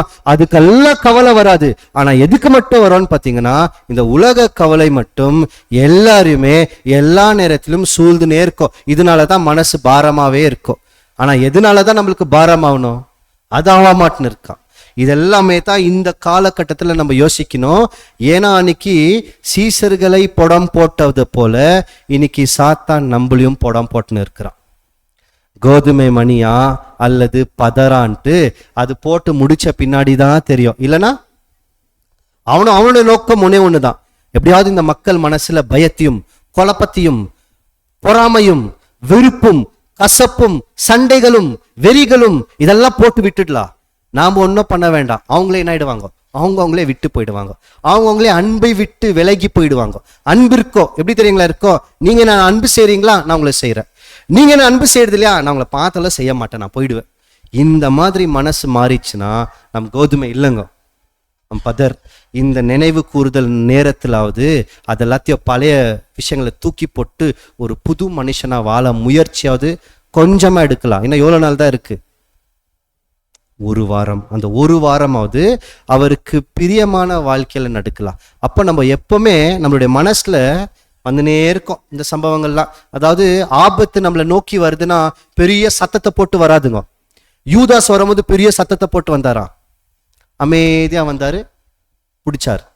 அப்ப நம்மளை நோக்கி ஆபத்து வரும்போது தோ நான் வரேன் ஆரவாரத்தோட வராது, அமைதியா வரும். நம்ம விழித்தில்லைன்னா நம்ம கீழே விழுந்துரும். அப்ப நம்ம என்ன பண்ண வேண்டியது இருக்கு, விழித்திருக்கணும், ஜெபம் பண்ணணும். வெளிப்படுத்தின விசேஷத்துல கிறிஸ்து என்ன பண்றாருன்னா சபைகளுக்கும் இதை சொல்வார். வாசிக்கலாம், வெளிப்படுத்தல் 3:2. நீ விழித்துக் கொண்டு சாகிறதற்கு ஏதுவாயிருக்கிறவைகளை ஸ்திரப்படுத்து, உன் கிரியைகள் தேவனுக்கு முன் நிறைவுள்ளவைகளாக நான் காணப்படவில்லை. நமக்கும் சொல்ற மாதிரிதான், நம்முடைய கிரியைகள் தேவனுக்கு முன்பதாக எப்படி காணப்படவில்லையா, நிறைவில்லையா. அப்ப நிறைவு இருக்கணும்னா என்ன பண்ணோன்றாருங்க, விழித்திருங்கள்ன்றாரு. இன்னொரு தடவை வாசிங்க சிஸ்டர். நீ விழித்துக் கொண்டு சாகிறதுக்கு ஏதுவாய் இருக்கிறவைகளை ஸ்திரப்படுத்து. நாம விழிக்கணுமா? பேதுருக்கு எத்தனை சொன்னாரு, நீ குணம் அடைஞ்ச பின்பு மற்றவர்களை ஸ்திடம்படுத்து. நாமளும் விழித்திருக்கணும். சாகுவதற்கு ஏதுவா இருக்கிறவர்கள், அவங்களாம் விசுவாசத்துல செத்து போயிருக்கிறாங்க, அவங்களும் என்ன பண்ணணும், ஸ்திரப்படுத்து. அப்ப அவங்களுக்கு நம்ம உதவி செய்யணும்னா நான் என்ன பண்ணணும், நான் விழித்திருக்கணும். பழி வாங்குற உணர்ச்சிகளும் குணங்களும் இருக்கலாமா தேவனுடைய பிள்ளைகளுக்கு? ஆனா இன்னைக்கு எனக்குள்ள இருக்கா எல்லாம் யோசிச்சு பார்க்கணுங்க. அது இருந்ததுன்னா நான் இன்னும் என்ன ஆகலைன்னா, நானும் குணமாகல, மற்றவர்களையும் குணமாக்குற வழிகளை நான் நடத்தவில்லை. இது எல்லாமே இந்த காலகட்டத்தில் என்ன நானே ஒரு கேள்வியா வச்சு விழித்திருந்து ஜெபம் பண்ணோம். அந்த ஜெபத்துல என்னன்னா இருக்கணும், எனக்கு ஏதாவது இந்த பொருள் கொடுன்னு இருக்கணுமா? இல்ல, என்ன ஜெபம்னா என்னங்க, தேவனே உமக்கு முன்பதாக நான் வரேன், உம்முடைய சித்தம் என்ன சொல்லுங்க, உம்முடைய சித்தம் என்னாவோ அதுதான் இனிமேல, அது ஏன் சித்தம், புரியுதுங்களா? உங்க சித்தம் என்னாவோ அதுதான் இனிமேல என்னுடைய சித்தமா இருக்கும். நீங்க என்ன பண்ணணும்னு விரும்புறீங்களோ அதுதான் நான் என்ன பண்ண போறேன், இனிமேல நான் செய்ய போறேன்றத ஒரு நாளைக்கு ஒரு தடவை கேட்கலாமா, இல்ல எல்லா நேரத்திலும் தேவனை நோக்கி கேட்கலாமா? பிதாவே, நான் அடுத்து இதை பண்ண போறேன், உங்களுடைய சித்தம் என்ன, நான் என்ன பண்ணட்டும், நான் என்ன பேசட்டும், நான் இவங்க இப்படி என்ன இவங்க சொல்றாங்க, நான் என்ன செய்யட்டும் இவங்க கிட்ட, ஒரு தடவை கேட்டு பாருங்க. கண்டிப்பா தேவன் தன்னுடைய வசனத்தின் மூலமா உணர வைக்குவார். அது நிச்சயமாவோட சித்தமா இருக்கும். அப்படி இல்லைன்னா அதனாலதான் நம்ம என்ன பண்றோம்னா தப்பான முடிவுகளை நிறைய நேரத்துல எடுத்துறோம். அப்ப நம்ம விழிப்புள்ளவர்களா இருக்கணும், தூங்கக்கூடாது. தெசலோனியர்கள் வாசிக்கலாம், 1 தெசலோனியர்கள் 5:6. ஆகையால் மற்றவர்கள் தூங்குறது போல நாம் தூங்காமல் விழித்துக் கொண்டு தெளிந்தவர்களாய் இருக்க கடவோம். அப்ப எப்படி இருக்கணும், தெளிந்தவர்களா இருக்கணும்னா என்ன பண்ணணும், விழித்திருக்கணுங்க. விழித்திருக்கிறதுனா என்ன, கண்ணு திறந்திருக்கிறதா இல்ல, ஜெபம் வேற, ஜெபம் பார்த்துட்டோம். விழித்திருக்கிறதுனா என்ன, நான் உங்களுக்கு ஒரு உதாரணம் கொடுத்தேன், ஜாமக்காரன் ஞாபகம் இருக்கா? ஜாமக்காரன் என்ன பண்ணுவா, விழித்திருக்கிறதுன்னு என்ன தெரியுங்களா, அலர்ட், ஸ்டே அலர்ட். அத்தா விழித்திருங்கன்னா என்னன்னா எந்த வகையில் ஆபத்து வரும் ஜாமக்காரன் பார்க்க வரா, அது விழித்திருக்கணும். அப்ப நம்ம விழித்திருக்கும் போது நம்மளுக்கு என்ன தெரியும்னா எந்தெந்த வகையில் ஆபத்து வருது. இப்ப இந்த ஆபத்து வரும்போது என்ன பண்ணலாம், தேவன்கிட்ட போய், தேவனே இந்த வழியில ஆபத்து வரப்போகுது, நான் என்ன பண்ணட்டும், உங்களுடைய சித்தம் என்ன, இந்த ஆபத்தை நான் எப்படி மேற்கொள்ளணும், எப்படி ஜெயிக்கணும், உங்களுடைய சித்தம் என்ன சொல்லுங்க. சரி, உங்க சித்தம் தெரிஞ்சிச்சு, உங்களுடைய பலத்தை தாங்கோ, இந்த பலத்தை கொண்டு நான் என்ன பண்றேன், நான் ஜெயிக்கிற தேவனேன்ட்டு பண்ணா வரப்போற ஆபத்துகளை ஜெயிக்கலாம். இல்லைன்னா நாம கூட என்ன தெரியுங்களா ஆயிடுவோம், அன்னைக்கு பேதுரு வார்த்தையினால் மறுதளிச்சிட்டாரு, இன்னைக்கு நம்ம செயல்களினால் மறுதளிச்சிடும். ஏன்னா நம்ம செயல்கள் அவருக்கு விருப்பம் இல்லாத செயல்களா மாறிடுமா, நிறைய நேரத்துல அவர் விரும்பாத செயல்களை செய்யறோமா. அப்ப என்ன பண்றோம்னா, இன்னைக்கு பேதுரு வார்த்தையினால மறுதளிச்சுட்டு போயிட்டாரு, நாம் செயல்களிலால் மறுதளிக்கிறவர்களாய் மாறிவிடுவோம். அப்படி மாறலாமா வேணாவான்றது நாம தான் முடிவெடுக்கணும். ஒருவேளை விழித்திருந்து ஜெபம் பண்ணலன்னா நம்மளுடைய வீழ்ச்சி ரொம்ப பெருசா இருக்கும். ஏன்னா ரொம்ப மேலே போயிட்டுங்கோ கீழே விழுந்தாங்கன்னா அடி எப்படி தெரியுங்களா விழும்? ரொம்ப பலமா இருக்கும். தேவன் நம்மளை சத்தியத்துல ரொம்ப மேலே கொண்டு வந்துட்டாரு. அங்கத்திலிருந்து கீழே விழுந்தா எப்படி இருக்கும்? பலம் அதிகமாக தான் இருக்கும். நம்மளுடைய இருதயத்துல எப்பவுமே எப்படி இருக்கணும்னு பார்த்தீங்கன்னா ஜெபமும் சொல்லணும், அதுல தேவனுக்கு நன்றிகளையும் செலுத்தணும். வாசிக்கலாம். ஆயிடுச்சு, முடிவுக்கு வந்துட்டோம். கொலோசியர் 4ஆம் அதிகாரம் 2ஆம் வசனம். இடைவிடாமல் ஜெபம் பண்ணுங்கள், ஸ்தோத்திரத்துடன் ஜெபத்தில் விழித்திருங்கள். இந்த வார்த்தை கவனிங்க. ஜெபம் பண்ணுங்கள், விழித்திருங்கள். இடைவிடாமல் வரலாம். ஜெபம் பண்ணுங்கள், விழித்திருங்கள். இதுக்கு என்ன எப்படி புரிஞ்சுக்கலாம்னா, நான் பின்னாடி வசனம் கொடுக்குற அதுக்குடைய அர்த்தத்தை சொல்லிடுறேன். நெகேமியாவுடைய காலகட்டத்தில் அலங்கத்தை கட்ட போனாங்க. இங்க படிச்சுமா நெகேமியாவின் அலங்கம் இங்க படிச்சுமா த வால்ஸ் ஆஃப் நெகேமியா. சரி, த வால்ஸ் ஆஃப் நெகேமியா படம் இல்லை, சரி பார்க்கலாம். நெகேமியாவோட காலகட்டத்தில் அலங்கத்தை கட்ட போனாங்க. அப்போ அந்த மதில் சுவர்களை கட்டும் போது இவங்க என்ன பண்ணாங்கன்னா எதிரிகள் ரொம்ப வருவாங்க.